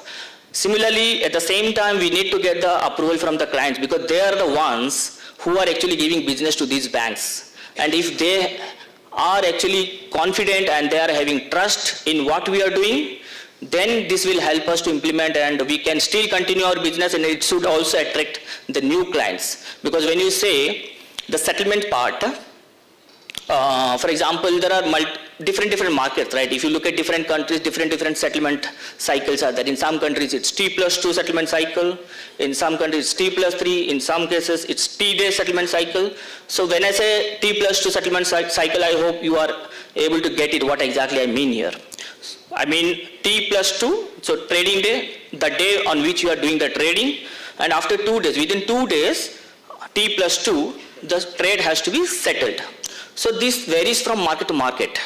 So when you are trying to implement these artificial intelligence, it will help you to faster this cycle, settlement cycle. It can only happen if artificial intelligence can be implemented to bridge that gap, because when we look at front office, back office, middle office, all these sections, the data flows from all these applications. There are numerous number of applications in all these three functions. So the data, whatever are flowing here in these three functions, the data has to be correct. It has to be in sync in all these applications. If it is not in sync, then it will create or delay the settlement cycle unless those breaks are cleared in the trade life cycle process. So that has to be ensured that we are making the right set of data aligned properly so that it can also help us to achieve the goal of faster settlements. So I think these are the few points I think I just wanted to mention. Yeah, I hope that helps. So thank you very much, and those were really interesting points in context to the legacy system transformation and the importance of data. Right, so those were a really interesting point I would like to repeat again. And now we all know, each one of us who is sitting in this particular room, that AI and Gen I is here going to stay and is evolving very fast. And the only option which we have, it seems, is that we have to adapt to it. And the faster we adapt, it's going to be better. But then it's not that following whatever and wherever the AI leads us to, but it's also important that, where we have to not to follow AI. And there comes the role of the regulators. So when the AI and Gen AI is so fastly evolving, I think it's, the regulators and the work which they have to do to put in the regulatory framework around it, it becomes very important. So my next question is to you, Mr. Chatterjee, that what's your experience, being in the advisory services? What's your experience and what's your inputs, specifically from the regulations perspective? Sure. Yes. So, always there's a discussion which happens about how best can I serve the customer. So customer centricity is a key theme which is always taken. The question is, till what extent do we go? So let me give an example first of something which both the gentlemen there spoke about. Most of you would not have been in school also at that point of time, early 2000s, when computers first came into banking. At that point of time, computers, there was a huge outcry that it would lead to a lot of job losses. Actually, that didn't happen. There was a reskilling or something, the entire perspective changed. The way banking was done became very different. Again, a situation like that probably is emanating, there's some clouds looming in the future that there could be or there may be job losses. Whether they are not, only time will tell. At this moment of time, very difficult for us to know. But with AI, we've not gone through a learning cycle as of yet. Completed a learning cycle. For example, the word called derivatives, it has a nuclear connotation to it as well. We've seen, most of us here may not have seen 2009, 2008, the Lehman Brothers kind of a catastrophe. And hence, what has happened is we do not know what those cycles or how those cycles can hit us. The role of the regulator becomes extremely important. So how convenient is convenience and where do we hit the brakes? So for example, today we have situations where a loan is given or a personal loan is disbursed within a minute or so. Basis video KYC. Now, this has been a very, very big point of discussion at various forums that VKYC, there's been a lot of regulations which have been brought in. So a lot of these fintech companies have faced challenges. The question is, where is the balance between convenience and video KYC? In video KYC, as you are aware, video interjection and deepfake is now a reality. That is, I may be sitting here and you may be doing my video KYC while some banker is actually looking at that video KYC, but Mr. Patro's profile can be superimposed on me, including his picture, his mannerism, etc. And a completely fake profile can be created, which has led to a lot of mule accounts, as they're colloquially called, being created in the banking system. Cleaning up there, so today when you have a fund which is remitted, and he was talking about settlements, so when you have a remittance happening within 8 seconds, a fund crossing about 6 to 7 accounts, it is very difficult to stop things. So things have to become ante-mortem. All along we have learned in audit that things are post-mortem by nature. Audit is a post-mortem activity that we find out later what was wrong. Today, we have to predict what is wrong and what is right.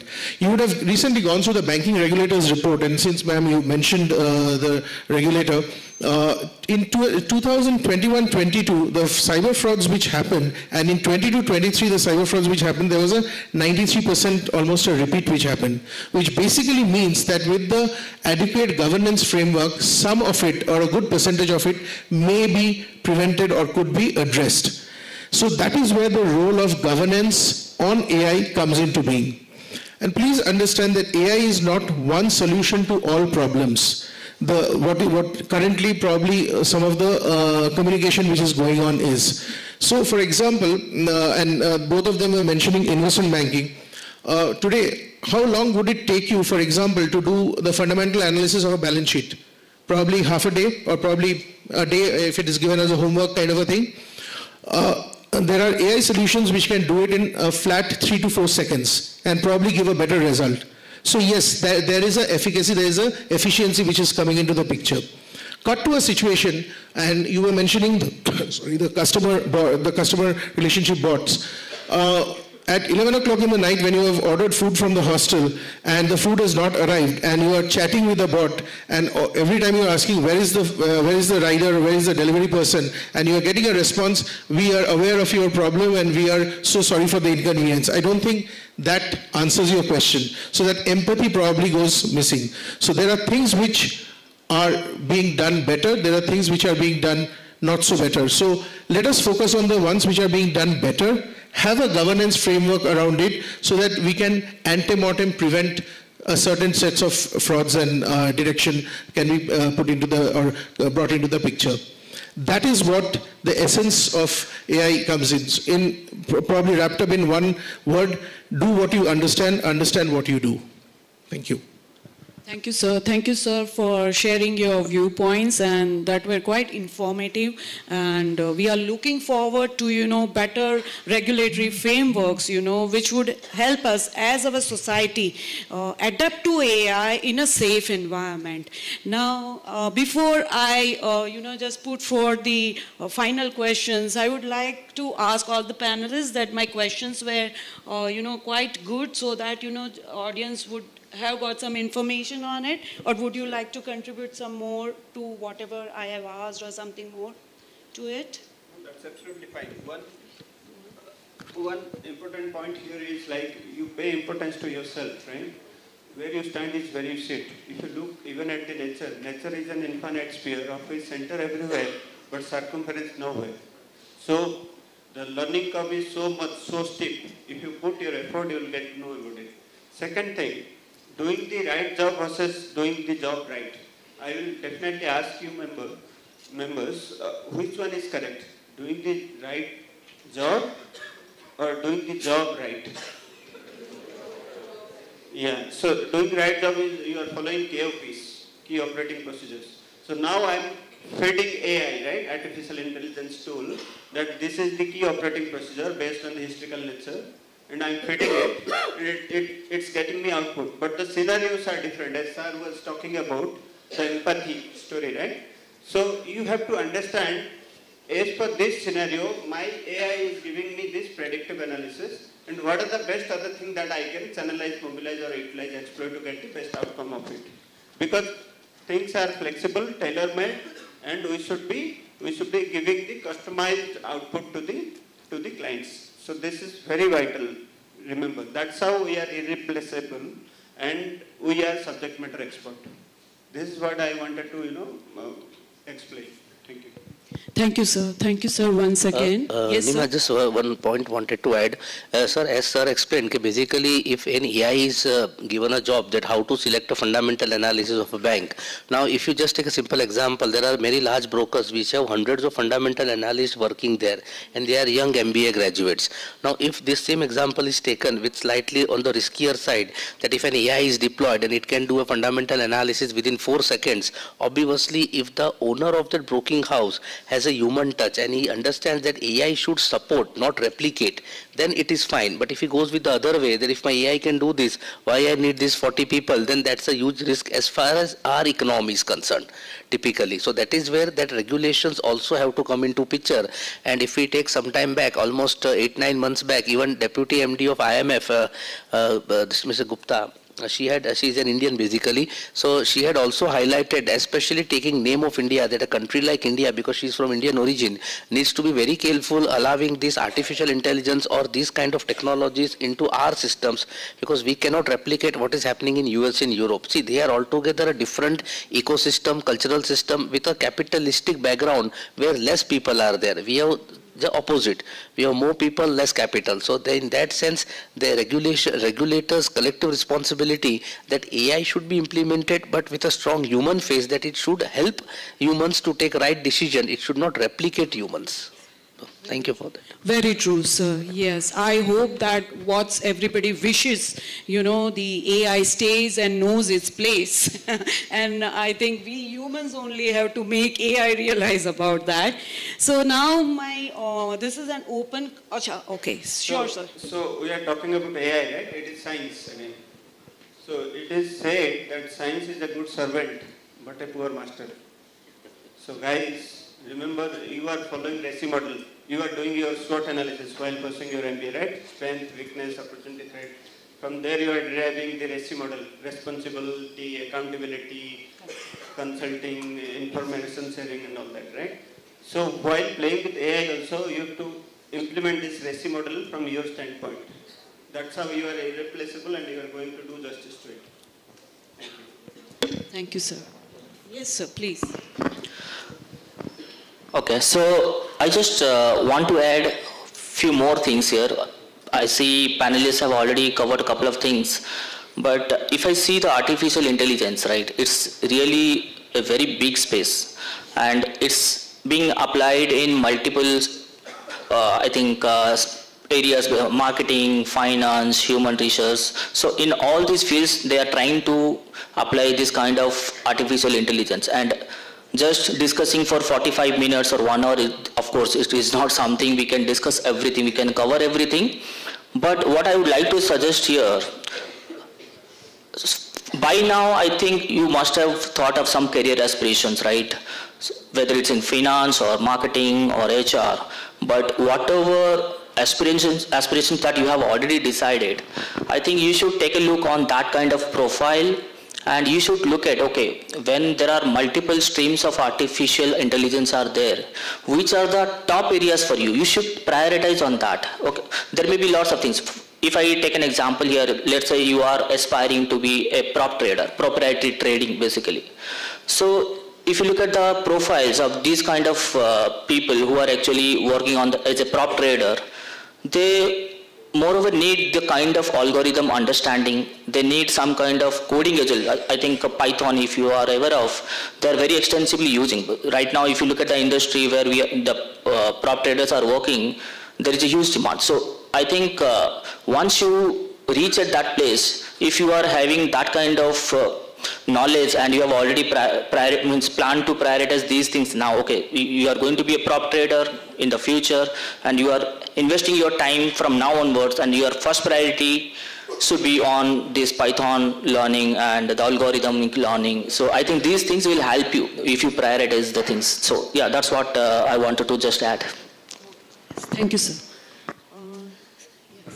Yeah, so from my side, in some time you will be sitting for your placements, you will be looking to your first 5 years of your career and then the next 10 and so on and so forth. AI is a reality. It is a tsunami which is coming or it has already come.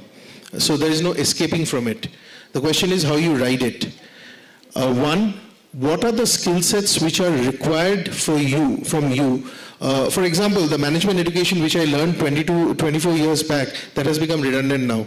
There have been many things which have changed. So how do I refresh and renew myself every point of time, and how do I ally it to the ML and the deep technology world? One. And two, what are those specific skill sets which have not been or cannot be replicated by AI? Then my job is safe. my role is safe, I am still valued. Every time I come to the table, I should bring some value on the table. So what are those values which I can bring in which AI or a algo program cannot? These are two things in my mind which, when you are doing your SWOT, please put these things into your table. Thank you, sir. Thank you, sir, so much. And this is such a topic, and it's such an interesting topic that we can go on and on. So, I would ask you a final question let's talk from the customer segment perspective. So, can you share, one advantage or disadvantage, which you want to share, about the customer segment which you have catered to? So in my business, or which is consulting, and prior to this, which was proprietary trading or M&A, which I used to focus on, analytics or analysis, both and including predictive analytics, which a lot of it which we had to do, used to take a lot of time. The efficiency has been built up where I'm able to give better value to a customer because I am able to shorten that time frame in which I do the analytics. Two, I'm able to understand the nuances of a transaction much better in terms of the execution part of the transaction. The execution is being done by a set of programs which is probably doing it more efficiently and less error prone. So these are the two areas. Again, on the retail side, for example, the customer interaction which you have with on your credit card, on your bank account, etc. Today, I can understand are you an irate customer, are you a happy customer, are you an indifferent customer. Accordingly, I can have a response going across to you through an email or through a bot.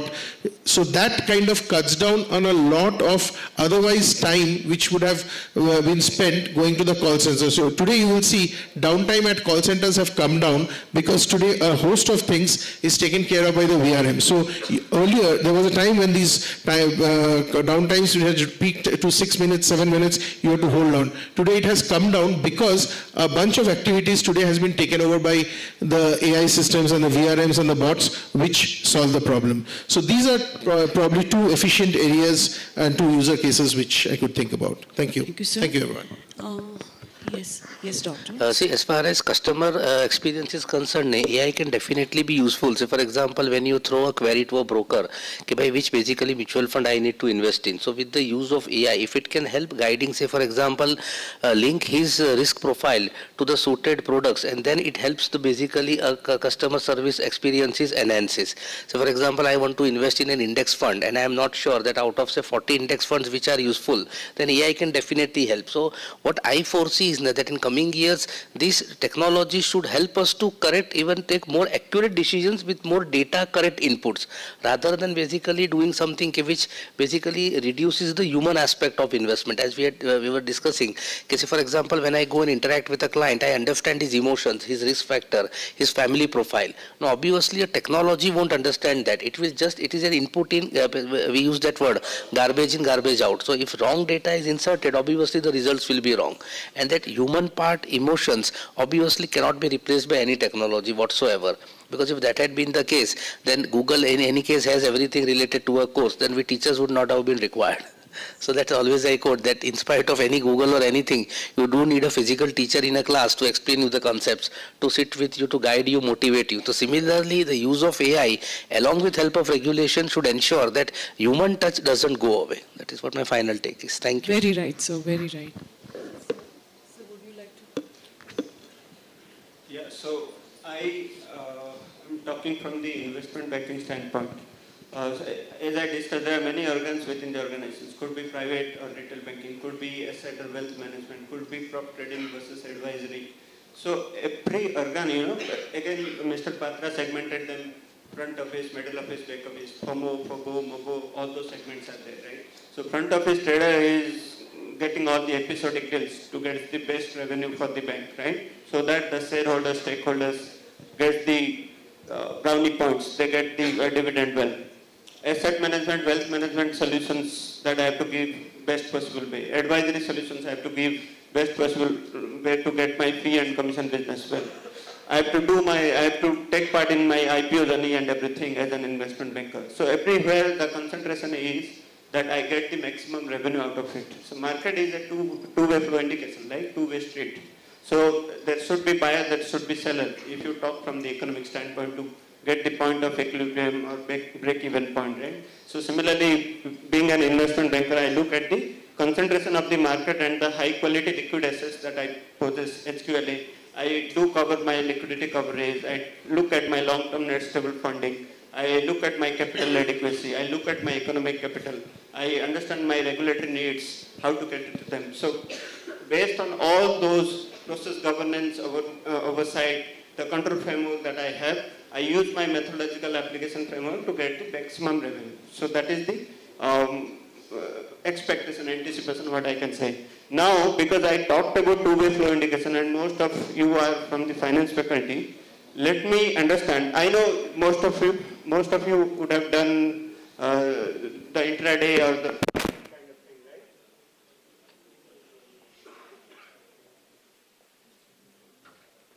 So most of you would have done trading, right? Yes, sir. Or you would have done bank nifty, nifty, all those tradings, right? Yes, sir. So you understand the concentration of the market, liquidity of the market, right? Yes, sir. So when we talk about trading, so there is a two-way flow indication. So it's a zero-ball game, zero-sum game, right? I'm audible? It's a zero-sum game, right? Somebody is earning, somebody is losing. And as Mr. Patra mentioned, I'm utilizing so many strategies. Like I look at my resistance, I look at my support, I do the volume analysis, I look what are the RSIs, what are the moving averages and everything. I do all those strategies and putting them into algorithm and run my bot, right? So it is all about the sources and application of fund. The sources of fund and application of fund. Now before going into all those exotic and jargon terms, let me ask you a simple question which may be asked you guys in the interview. Sources of fund is a liability or asset? Raise hands who say liability. And raise also hands who say assets. But one of the liability, sources of fund. Asset? So why assets are? Sources of fund is a capital fund. Sources of fund is a capital demand or capital supply. Supply of capital, right? So supply of capital is liability or asset. Application of fund is it's a capital demand. So these are the basic concepts we need to hone on. Once we understand, buck up all those concepts clearly well in the financial statement, what is debit is my demand, what is debit is my application. These are very linguistic terms, but you need to analyze them mathematically, technically, so that you are able to use your AI skills well there and get the maximum output out of it in a right way. Right? Be it be your trading, be it be your analytics, be it be your risk exposure, wherever you go, these are the basic challenges that we need to work on. Thank you. Thank you, sir. So now I open it to the audience to ask questions to any of the panel members. So this is your chance, people.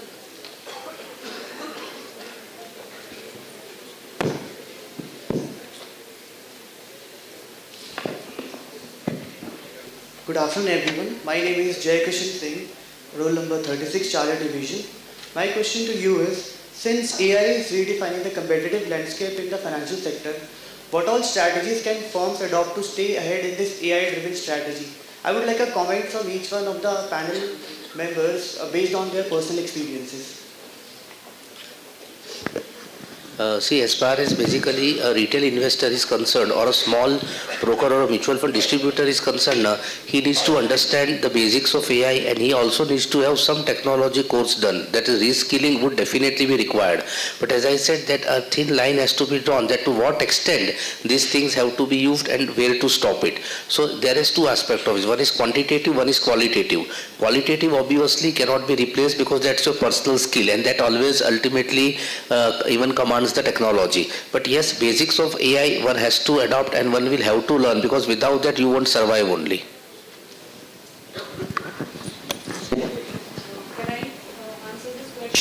So for the students, I would like to say that this is the age where, you would be requiring the hash skills. So if we go back, 20, 25 years back, that was the age where I skills were in demand. That is, if I am, if I have done post-graduation in finance, thank you, sir. Post-graduation in accounts of finance, then my job, pertains only to that particular knowledge and skills. Then came in the technology, introduction of technology, and there were jobs created which asked your domain knowledge as well as little bit of technology knowledge as well.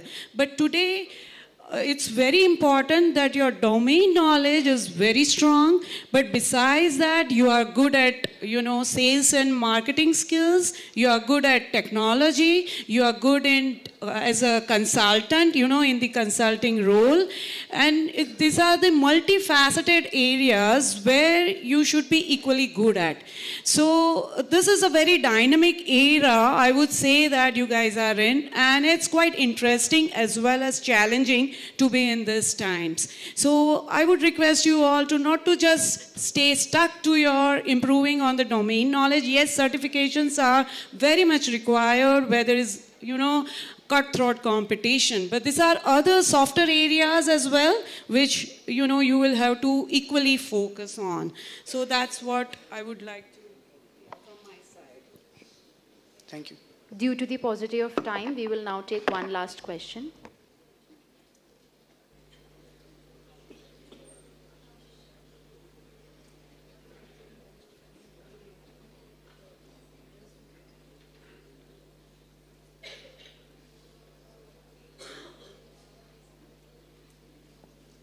Hello. Good afternoon, everyone. My name is Samiksha Pandey. I'm from Bravo Division, roll number 44. My question is to Dr. Srinivas. Sir, I wanted to ask your advice. As you said, when you were talking about the retail investors, around 92 lakh retail investors lost around the average of ₹1 lakh. I wanted to know what advice would you give to retail investors like us who do not really have a very thorough knowledge in finance to how to use AI in order to analyze the markets and invest more wisely?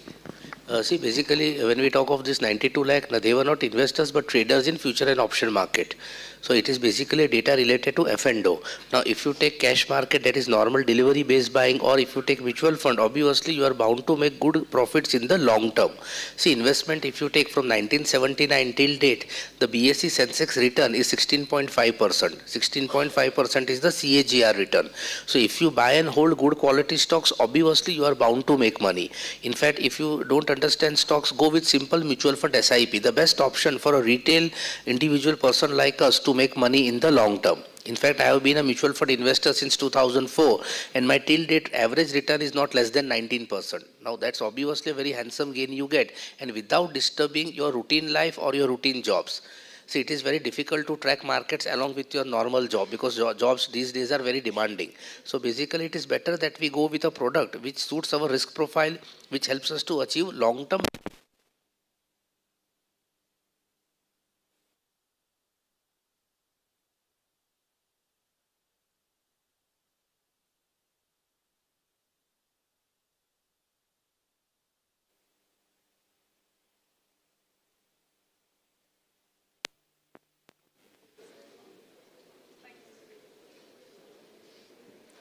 With this, we come to the end of this session.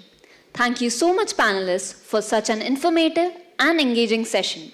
And our special thanks to Ms. Neema Chaya ma'am for moderating the session. We now invite our Deputy Director, Dr. Praveen Kumar Bhoyer sir, to please come on the stage to felicitate our esteemed panelists.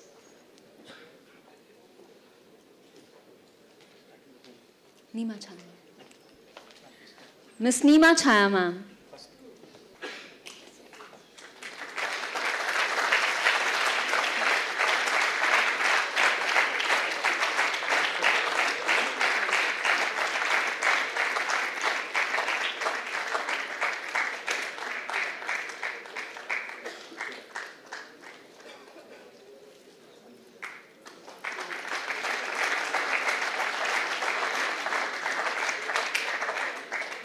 Mr. Shubhamoy Chatterjee.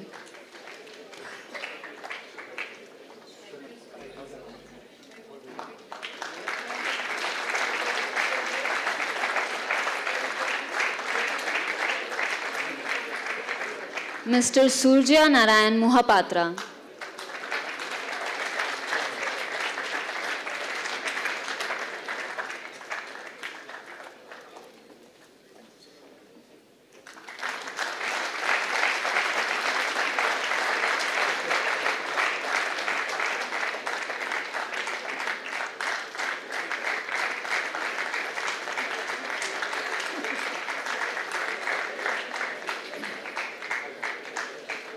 Dr. V. Aditya Srinivas.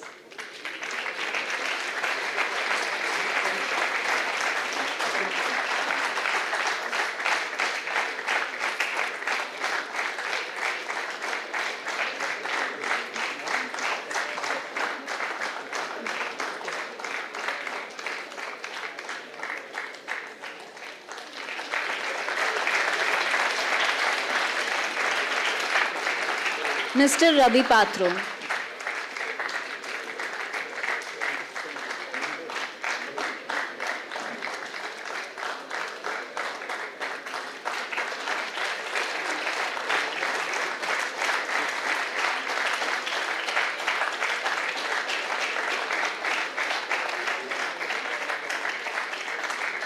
We request our Deputy Director, sir, and all the panelists to gather for a group photo.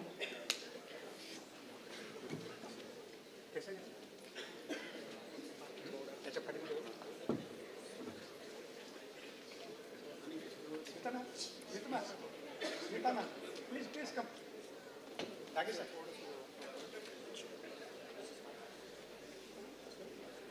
Two more.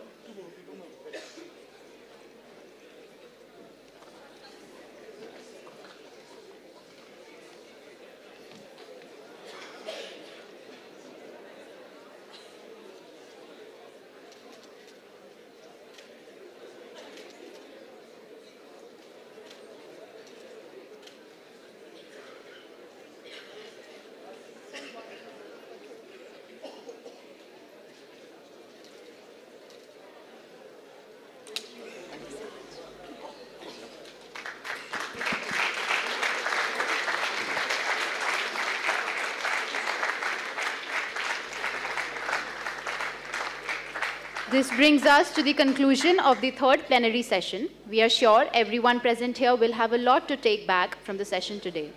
Thank you, audience, for your attention and for making it an interactive session. I now request the guests of honors to please proceed to the VIP lounge for lunch and request the audience to join us back for the valedictory at 2 p.m.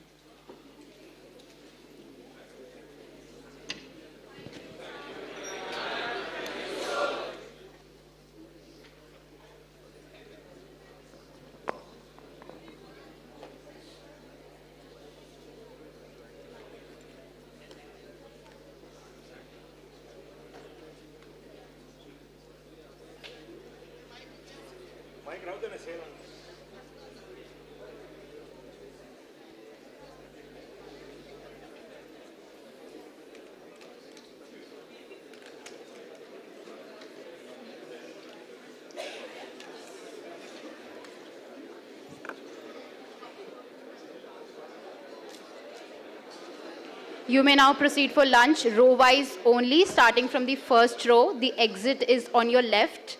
And make sure to come back at sharp 2 p.m. Please exit row-wise only, otherwise your ID cards will be confiscated.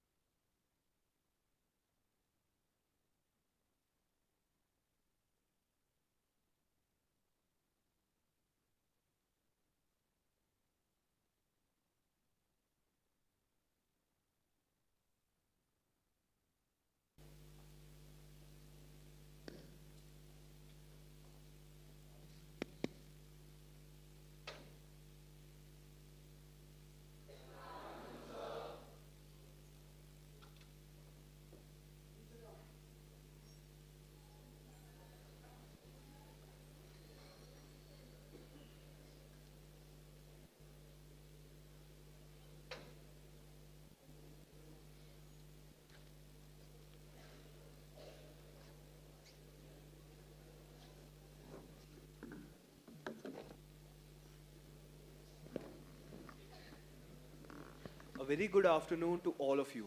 On behalf of the director, faculty, and students of Symbiosis Institute of Management Studies, I, Aryan Acharya, along with Shrishti Jha, student managers of SIMS, welcome you all to the valedictory ceremony of the SIMS Annual International Research Conference, SIMSARC 2024.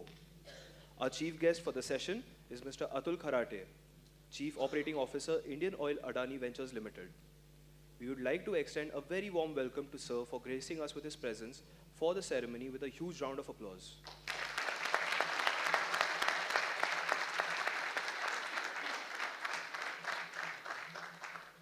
3 days of extremely enriching plenary sessions, graced by delegates and dignitaries from various business verticals and academicians from across the globe, culminate today.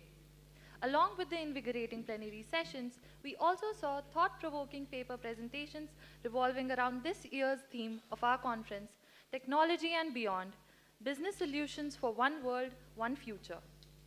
Ladies and gentlemen, now we would like to play a video for you all which captures the most memorable moments of SIMSARC 24.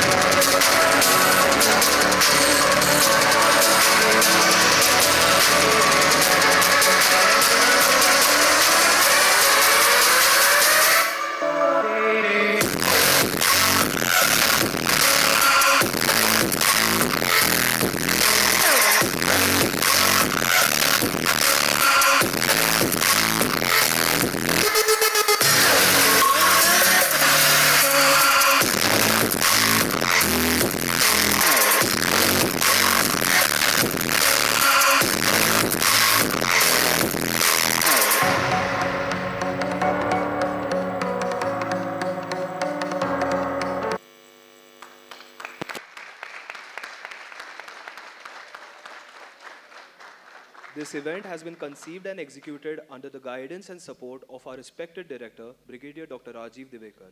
It is now our pleasure to introduce him. Brigadier Dr. Rajiv Divekar is the Dean, Faculty of Management at SIU and has been the Director of SIMS for the last 16 years.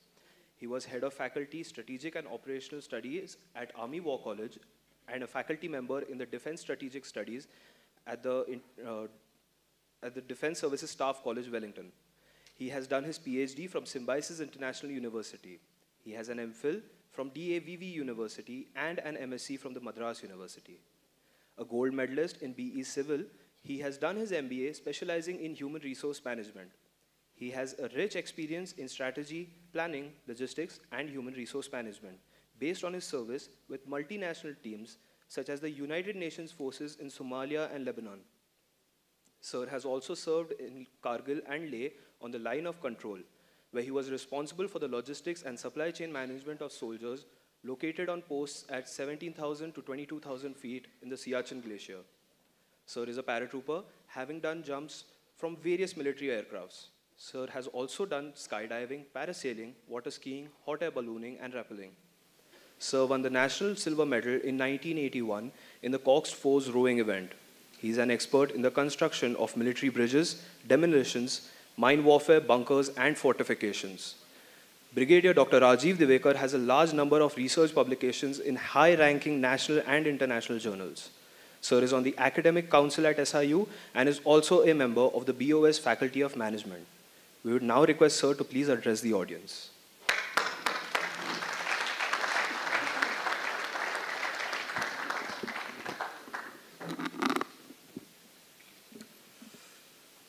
Mr. Atul Kharate, Chief Operating Officer, Indian Oil Adani Ventures Limited, the chief guest for this valedictory function. Dr. Praveen Bhoyar, the Deputy Director, SIMS. Dr. Komal Chopra, the convener of SIMSARC 24. Faculty members, staff, and dear student managers of SIMS MBA batch 23-25. At the outset, I welcome you all to this valedictory session of the 15th Annual International Research Conference, SIMSARC 24. The conference was held in a hybrid mode, which has now become the value proposition since businesses are operating in both online and offline mode. However, important functions like the inaugural function, the valedictory function, and of course the plenary sessions were held in an offline mode because that is where you get maximum value proposition. The three-day conference was divided into pre-conference workshops, plenary sessions, and paper presentations. As we draw the curtains on this enlightening and inspiring research conference, I stand before you with a profound sense of gratitude and accomplishment. Over the past 3 days, we have witnessed the convergence of brilliant minds, innovative ideas, and a shared commitment to advancing knowledge in our respective fields. Together, we have explored the role of artificial intelligence in different domains and the contribution to creation of one world and one future. I extend my heartfelt appreciation to the distinguished speakers of the plenary sessions that have been the cornerstone of this conference. The speakers from industry and academia came on a common platform and shared insights that offered a panoramic view of the role of technology in business and management.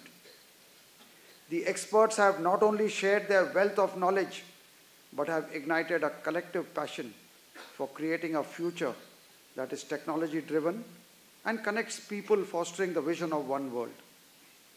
Their thought-provoking driven discussions have spurred meaningful dialogue and provided invaluable perspectives that will undoubtedly influence our research trajectories. The chief guest of the inaugural function, Dr. Anand Deshpande, founder, chairman, and MD of Persistent Systems, emphasized the role of human values in our era of technology. Researchers shared their insights and findings during the conference through their research papers. Their contribution have added layers to our collective understanding, sparking new ideas and paving the way for further exploration. SIMS in-house research journal, Jignasa and SIMS JMR, was released during the inaugural and has contributions from researchers pertaining to areas relating to the theme. As we leave this conference with a wealth of knowledge, new connections, and a renewed sense of purpose, let us carry forward the spirit of inquiry and collaboration that has defined our time together. It is my hope that the seeds of knowledge planted here will continue to grow, leading to further breakthroughs and advancements that benefit not only our academic pursuits, but society at large. In closing, I wish each of you continued success in your research endeavors.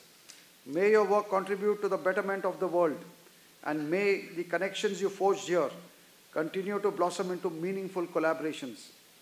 Thank you for your commitment to the pursuit of knowledge and for making this conference a memorable and impactful experience. Thank you, and Jai Hind.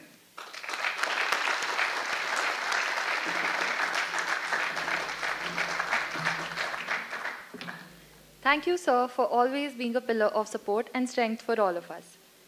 We now have the privilege to introduce our chief guest for the session, Mr. Atul Kharate. Today, we are honored to welcome our distinguished chief guest, a highly accomplished professional with a stellar career in the oil and gas and energy sectors. Known for his strategic leadership and multifaceted expertise, Mr. Kharate has consistently driven initiatives that have exceeded profitability and strategic goals, while also transforming business operations for enhanced efficiency and growth. He has been instrumental in spearheading green energy projects and driving sustainability, alongside managing P&L responsibilities with remarkable precision. As a key contributor to strategic groups for key account management of PSUs and major oil and gas companies, he has demonstrated exceptional skills in stakeholder collaboration, strategic partnerships, and operational excellence. Sir is also renowned for his work in conceptualizing business growth strategies, leading independent greenfield projects, and serving in high-profile executive roles with integrity and sound judgment. His vast experience, coupled with his innovative approach, make him an inspiring figure for all of us here today. We are truly privileged to have Mr. Atul Kharate with us, and we eagerly look forward to gaining insights from his wealth of knowledge and experience. We would now request Director Sir to please felicitate our chief guest, Mr. Kharate.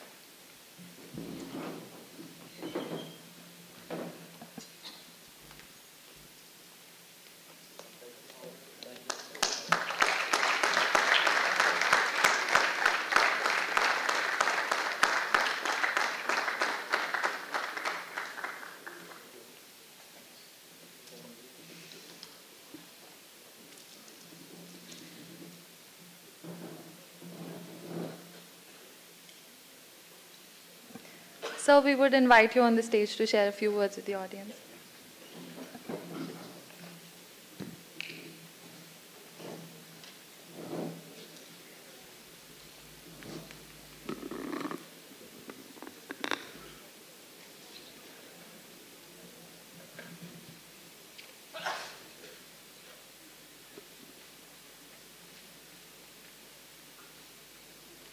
On the dais, respected Dr. Divekar ji, Dr. Praveen ji, Dr. Komal, all senior faculties present here, my all student friends. Good afternoon, all of you. Yeah. So first of all, let me thank Symbiosis management team.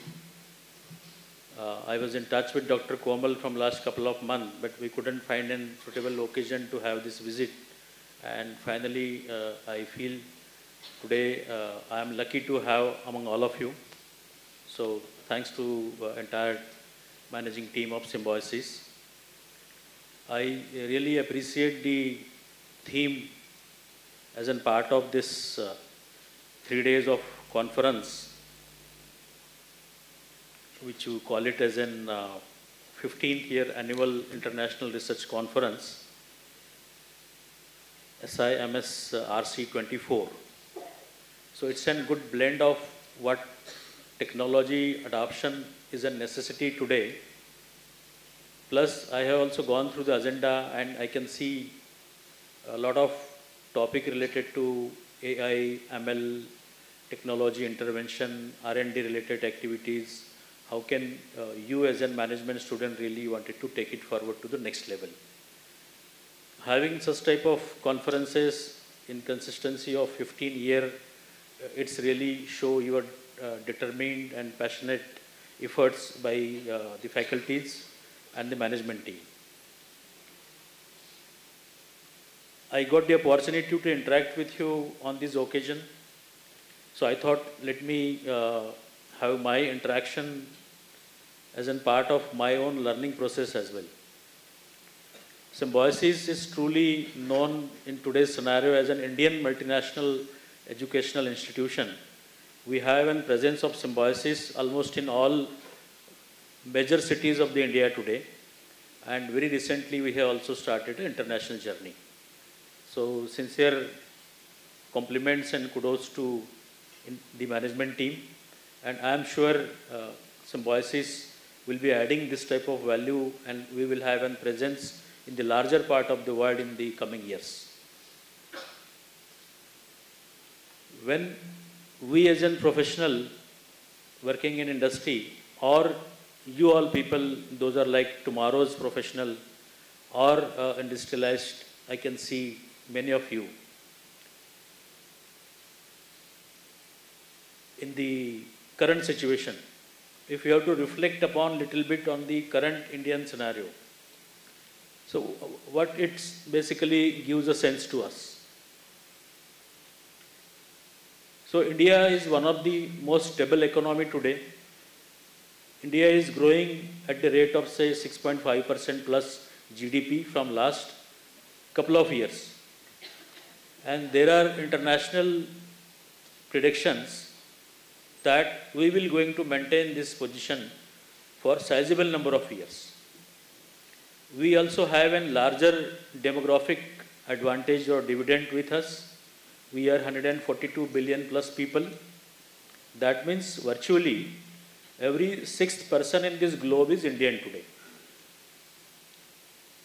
So that's the real differentiation when the world is looking towards as an Indian market. Socially, politically, we are one of the most stable country in the world. When we see our journey as a developing country, we have a larger aspiration in terms of becoming a developed country. That is how we have already declared a program, Vikasit Bharat, which we intended to have like by 2047, which will be sitting in the list of developed countries in the world. If I have to just refer a couple of numbers to you, since you all are from the management background, I think you can correlate it more than me. Just see the GDP growth of the most developed countries like China. They are almost half of India in last couple of years. We are positioned ourselves to be one of the third largest economy in next couple of years. And that is going to happen. It is just a matter of time. We have a plan in place in terms of our journey towards sustainability or net zero. There was a recent COP conference in Baku some times back, and we are again one of the most committed country there. In terms of the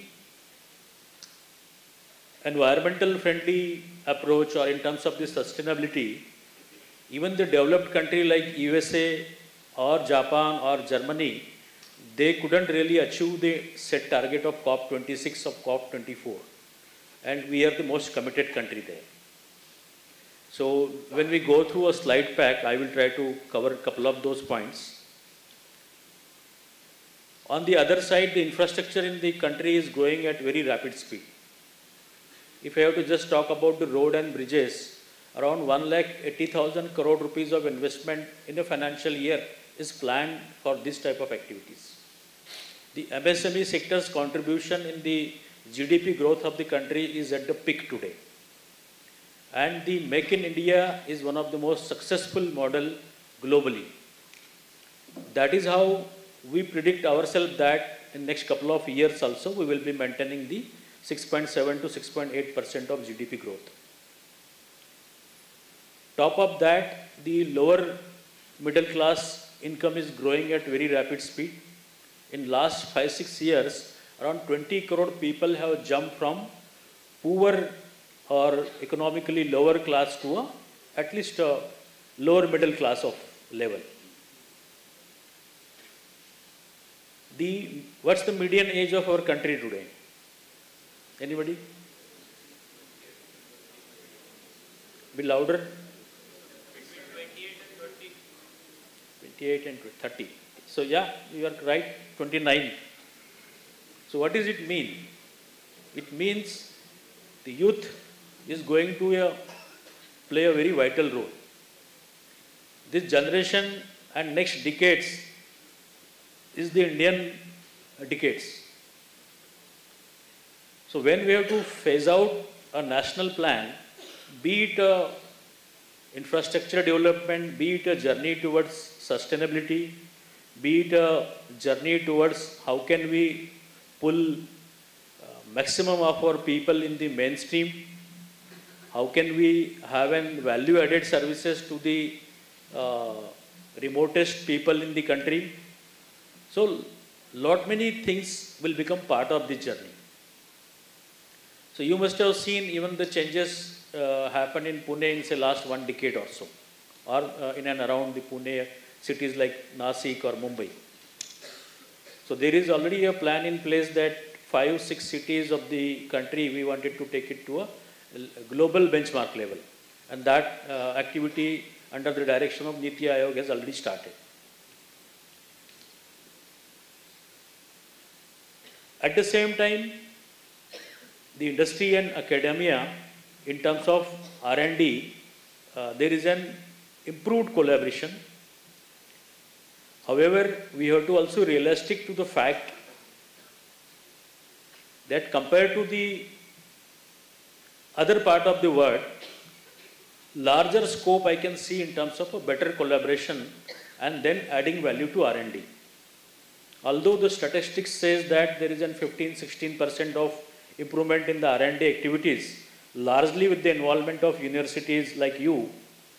But if you compare ourselves at the global level, then our contribution to R&D from Government of India or from the private sector is quite low. We are just at 0.7 or lower than that in terms of the GDP ratio or GDP pie at the national level. So there is a need to increase this R&D contribution from 0.6% to at least 2+%, because the other developed countries or the countries those are developing, they have a contribution of 2.5 to 3% in terms of this R&D ratio. In the European part or in the USA, the R&D contribution to GDP is about, say, private sector, if I have to talk about, it's largely 50 to 55%. In our country, the private sector contribution is also very low, hardly 25 to 30%.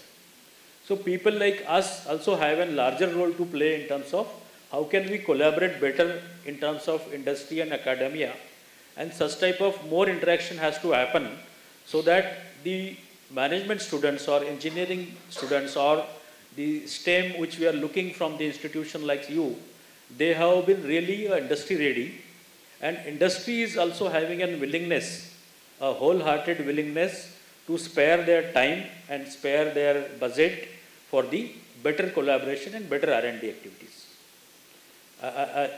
I can see a sizable agenda in last 3 days, so I really appreciate and thanks the designing team for this agenda in terms of really putting it lot of dimensional thing together. So since I represent oil and gas industry, let me also spend a few minutes on the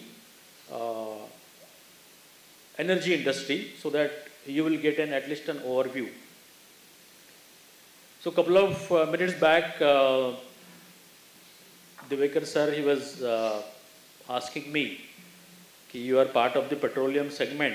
Now everybody is talking about EVs and EV plus and maybe an hydrogen, etc., etc. So, क्या होगा अतुल आपका? So as an industry, okay. So I will just recollect those numbers. Okay. See, if you just see 2019 and onwards, the petroleum demand in the country has grown by 3.5%.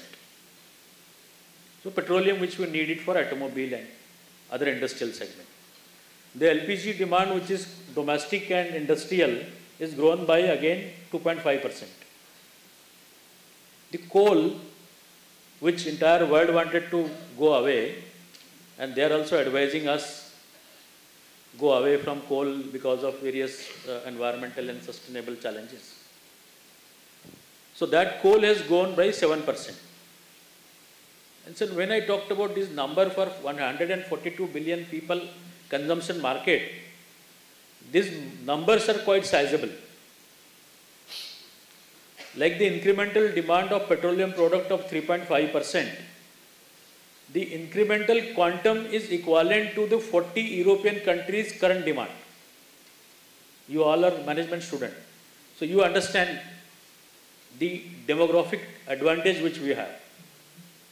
So what does it mean? It clearly gives us an indication that country like us have to really play a very balancing role, because we are responsible to see that large part of our society is still not having an access to a good lifestyle. They are not having access to even a cooking cylinder. A couple of years back, they were not having access to electricity. So those are our primary responsibilities. Parallelly, we will continue our journey towards how can a gas-driven economy we have to have. How can we replace the LPG cylinder with the pipe natural gas in my home? How can industry use basically a natural gas or hydrogen in the coming days in place of diesel or in place of furnace oil, which is a more polluting. So this 25 years, the next couple of decades are going to be very vital for us in terms of this transition. Of course, we'll continue our journey towards the modern energy resources, the renewable energy resources, like whether it is battery or your solar or hydrogens, etc. In terms of renewable, we are 4th largest in the country. If you have to average out renewable and solar in terms of all put together, we are again 4th largest. So I will just refer few of the slides which will give us an impression that how the industry is evolving, and I will also request each one of you to reflect upon from your own side when you are part of such an important management institution at Symbiosis, how you wanted to shape your journey, what type of project you wanted to take for yourself, even for an research or your thesis, or what, where you wanted to put your thoughts together in terms of adding value for venturing into your own startup or own businesses or adding value to the other professional companies. I can use it. Yeah. This one.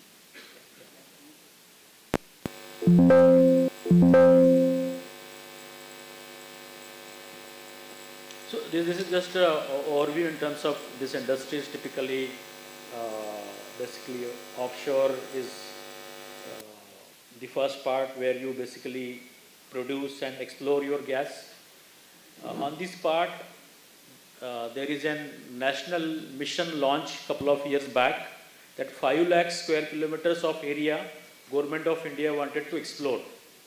Nowadays, if you see the current scenario, there are only 5 to 6 major states in the country and they are contributing in the gas exploration like Maharashtra, Gujarat, northeastern states like Assam, etc.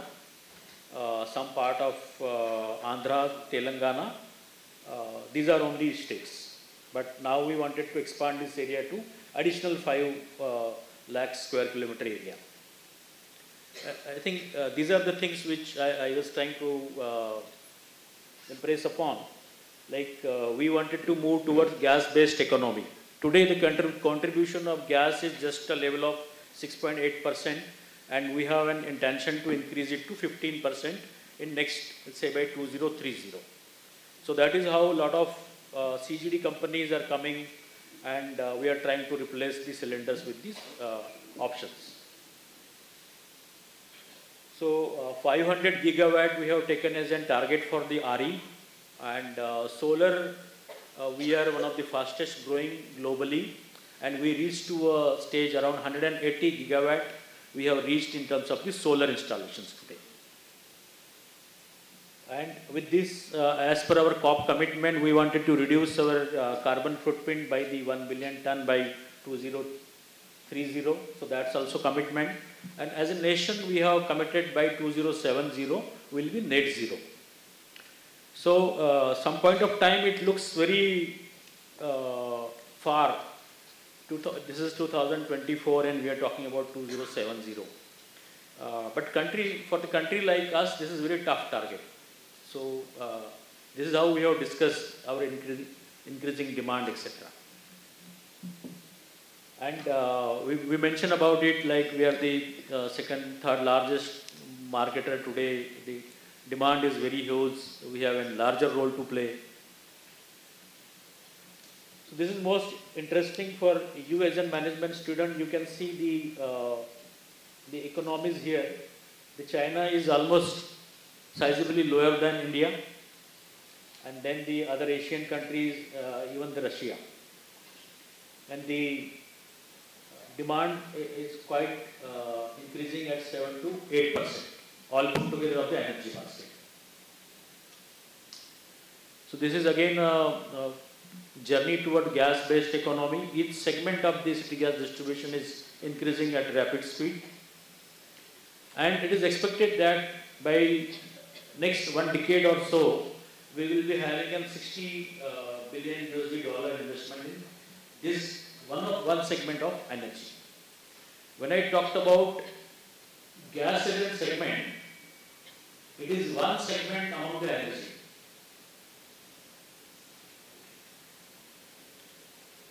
So generally we heard that OPEC is the controlling body for oil and gas industry. OPEC, they basically are having a dominance position here. But this slide I put it just to tell you that in spite of 3 or 4 global wars going on and largely instability in the European market and the rest of the world, we are only country in last couple of years we have imported crude, we have imported products from Russia. We also have imported products from USA. And in earlier war, the biggest challenge for our country was what will happen to my petroleum product. Because 85% of the petroleum product we are importing. In the current scenario, India, we have positioned ourselves in such a strategic manner that Russia is supplying gas to us, which has never happened earlier. When Russia is supplying, there is a challenge to USA, and USA also is stepping in and requesting us, we also wanted to supply. Otherwise, managing such a huge country in such a global scenario of challenge with maintaining these prices is a real achievement by Government of India. So, again on sustainability, due to a time constraint, I will not elaborate on each and every topic, but I put this slide here so that you people can spare some time and reflect on this type of activities as a part of your study. So, these are the few key initiatives like compressed biogas. These are again waste to energy plants. About 5,000 number of compressed biogas plants Government of India wanted to set up in the country. About 100 plants, 120 plants are up and running. And this venture which I represent, we have constructed the first waste to energy plant in Namakkal, Tamil Nadu. And that plant is running today. So from the agriculture waste, industry waste and poultry waste, we are producing a green gas, and that is CBG. We are supplying it to Indian Oil's retail outlet, and we are also producing electricity.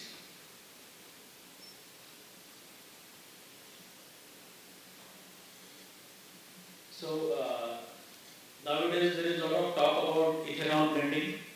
So that ethanol blending is also a great success. In last 8-10 years of journey, the country has saved about 1 lakh crore of import duty substitution, which we can say, because of this ethanol blending. And this ethanol blending has also added a lot of value to rural economy. There is a consistency of lifting at the agriculture end.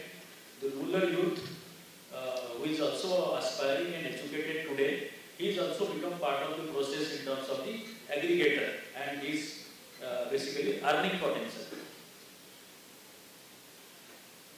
So this is a slide in terms of again requirement for the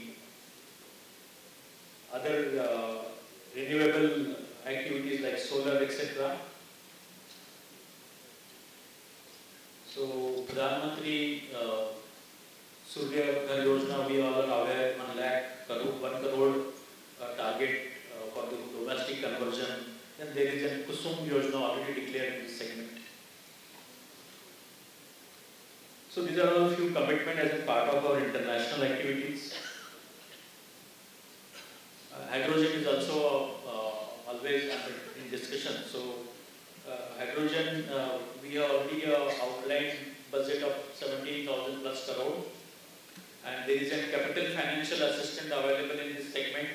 So whosoever wanted to venture into a new business, including the startup, etc., they can avail capital financial subsidy about 250 crores or so. And we intended to basically generate about 5 MMTPA of hydrogen by 2030. Couple of companies like my own partner company of Adani Enterprises, the L&T, and many other MNC companies already started the journey towards the hydrogen production. Solar, as a country, we have a huge potential, 750 gigawatt plus potential we have. It's already very scientifically mapped across the country, and we are really moving towards the solar journey. So this is a good reflection in terms of the potential in particular state. There are some pockets in the country, like the northern part of the country and southern part of the country, where the intensity and the efficiency level in terms of the solar production is very high. Bioenergy, I talked about the biogas plants, etc. So this is a typical chart for you people to sometimes go through it and see where you can add value. Carbon is again part of discussion in terms of the sustainable initiatives. Till the time we don't have a indigenous or India-specific carbon policy, the Ministry of Environment and Forest, along with the other correlated department, they are in the process of developing this carbon policy. And again, with the growing journey of India as an industry, as an economy, and we have a lot of talent available. I can also see this is one of the good opportunity for people like you. You can be a part of the journey in terms of being in this segment in next couple of years. So carbon will come with the couple of options like offset, credentials. You can also trade the carbon. So as on date, it's not permissible. So maybe in future, we'll have an opportunity to trade the carbon as well. Supply chain management is also an important topic, more correlated, I can say, with the management students like you. Typically, India is rated as one of the highest logistics cost country. It's like 14 to 16%. And globally, this cost is like 6 to 8%. So that is how there is a very large scheme launched by Government of India a couple of years back, that is Pradhan Mantri Gati Shakti Yojana. I think that after Indian independence, this is one of the largest scheme where there are 7 to 8 ministries and almost 50 government departments are working together to see that how can the better optimization, how can the value-added supply chain management services can be provided. So this is also a larger area for students like you to really reflect upon, to see where you can basically be there as in your professional expertise. So each segment of it, like the Pradhan Mantri Gati Shakti Yojana, the supply chain management optimization, when we talked about supply chain management, it ranging right from the local transportation to the air transportation. So all those part of the supply chain management optimization practices. Yeah, so that's all from my side in terms of giving a quick overview to each one of you in terms of what is happening in energy and oil and gas industry. Once again, thank you to the managing and organizing team. I am happy to be here, and I also give assurance to Dr. Divekar ji. So wherever you see people like me can add a small value at any of the symbiosis program or institutions, so we are available. We'll try to play our level best as per your advice. Thank you so much. Thank you.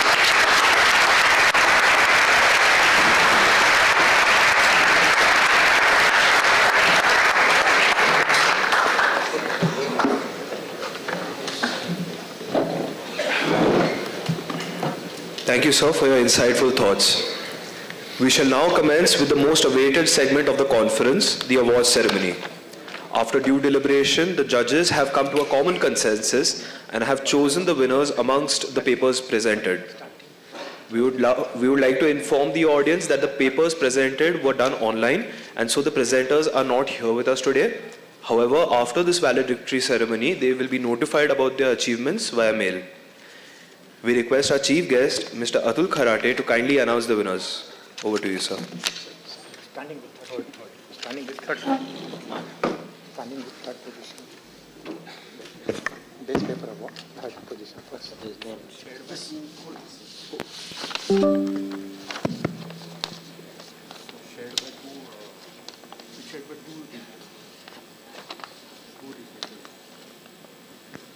This is the author's name, institution name, and it is shared. It is both are getting third.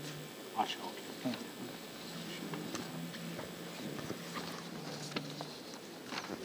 Thank you for giving me this opportunity. So Best Paper Award, third position, it's on shared basis. The first team, I will just say it now, that Dr. K. Rajgopal, Dr. Vaishali Mahajan, Muskan Arora, Lovina. Many congratulations to this team. And their paper and their institution name is Symbiosis Center for Management and Human Resources Development, Symbiosis International, Deemed University, Pune. And the co-team is Dr. Kiran Yadav, Dr. Anubha, Dr. Shikha Daga, and their institution is Department of Commerce, PGDAV, New Delhi, Department of Management Studies, Ramlal Anand College, New Delhi, Department of Commerce, PGDAV, New Delhi.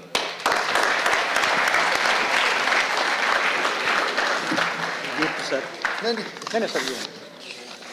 Second position. And now the second position, Best Paper Award. The author is Dr. Meha Saxena, Dr. Nitin Kumar. And the institution is Balaji Institute of Modern Management, Sri Balaji University, Pune.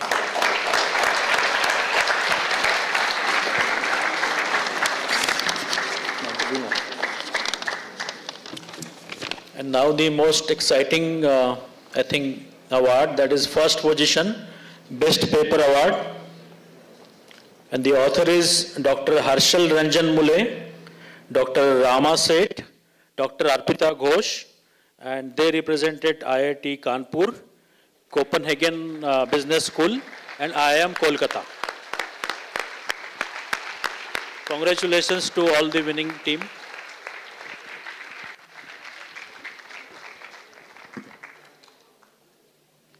Thank you, sir. We congratulate all the winners. We would now request the convener of SIMSARC 2024, Dr. Komal Chopra, to deliver the vote of thanks.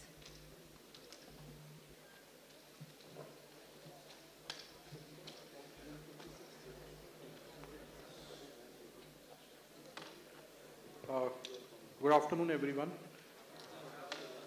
Distinguished guests of today's validatory function, Mr. Atul Kharate, the Chief Operating Officer of Indian Oil Adani Ventures, our Director, sir, Deputy Director, sir, faculty and students. As we close the curtains of SIMSARC 24, it has been an incredible journey of knowledge, exchange, insightful discussion, and networking over the 3 days.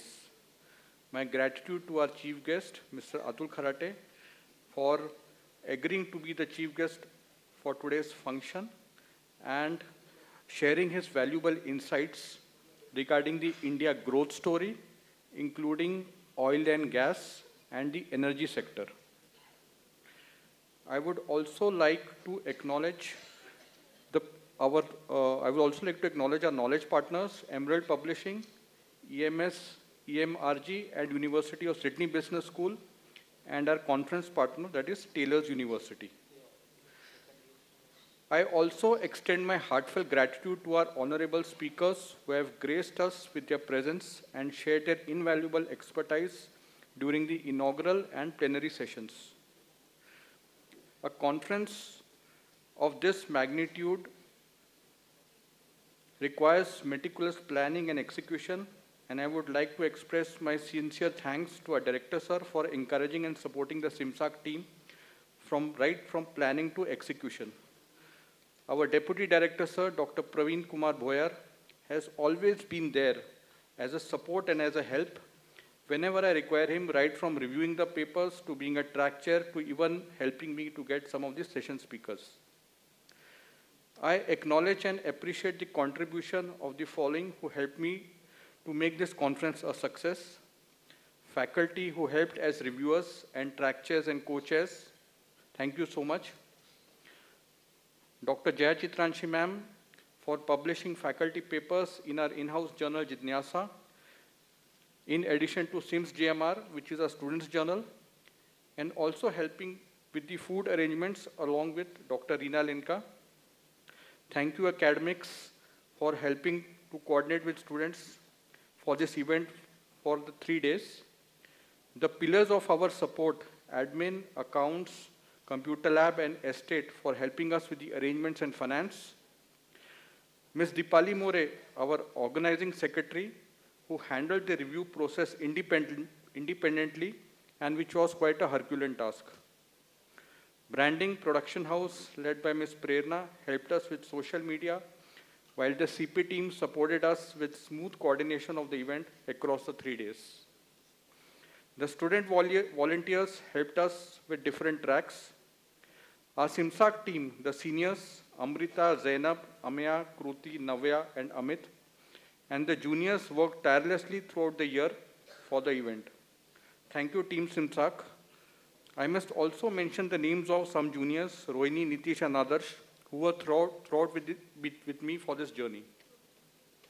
And finally, my heartfelt gratitude and sincere thanks to Dr. Praveen Dange sir and Dr. Smita Mendle ma'am, who shared the ownership of SIMSARC with me, and together with our student members, SIMSARC 24 was a complete team effort.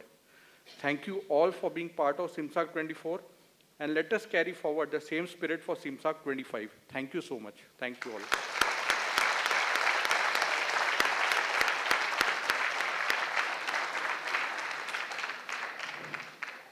Thank you, sir. We would like to thank everybody who has worked hard to bring this event to its culmination. We are confident that the audience has had an invigorating, knowledgeable 3 days. We are grateful to the dignitaries for their presence and hope they will continue to be associated with SIMS in the future as well. Many thanks to our audience for keeping the sessions interactive, and the certificates of participation will be sent online to your respective mail IDs. Thank you once again for your active participation. We hope all of you have a wonderful evening ahead. We would now request the dignitaries to proceed to the VIP lounge.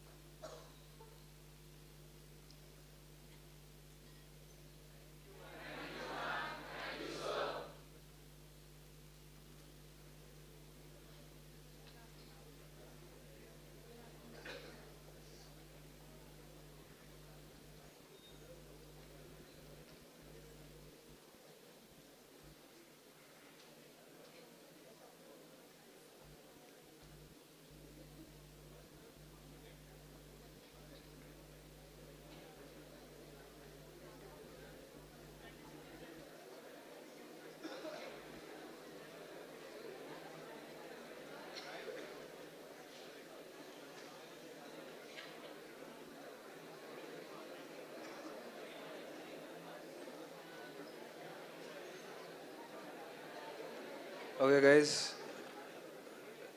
थोड़ा शांत, ठीक है? Everyone can start clearing, ठीक है, from the side. Do not go to the dome. I repeat, do not make the mistake of going to the dome. Okay?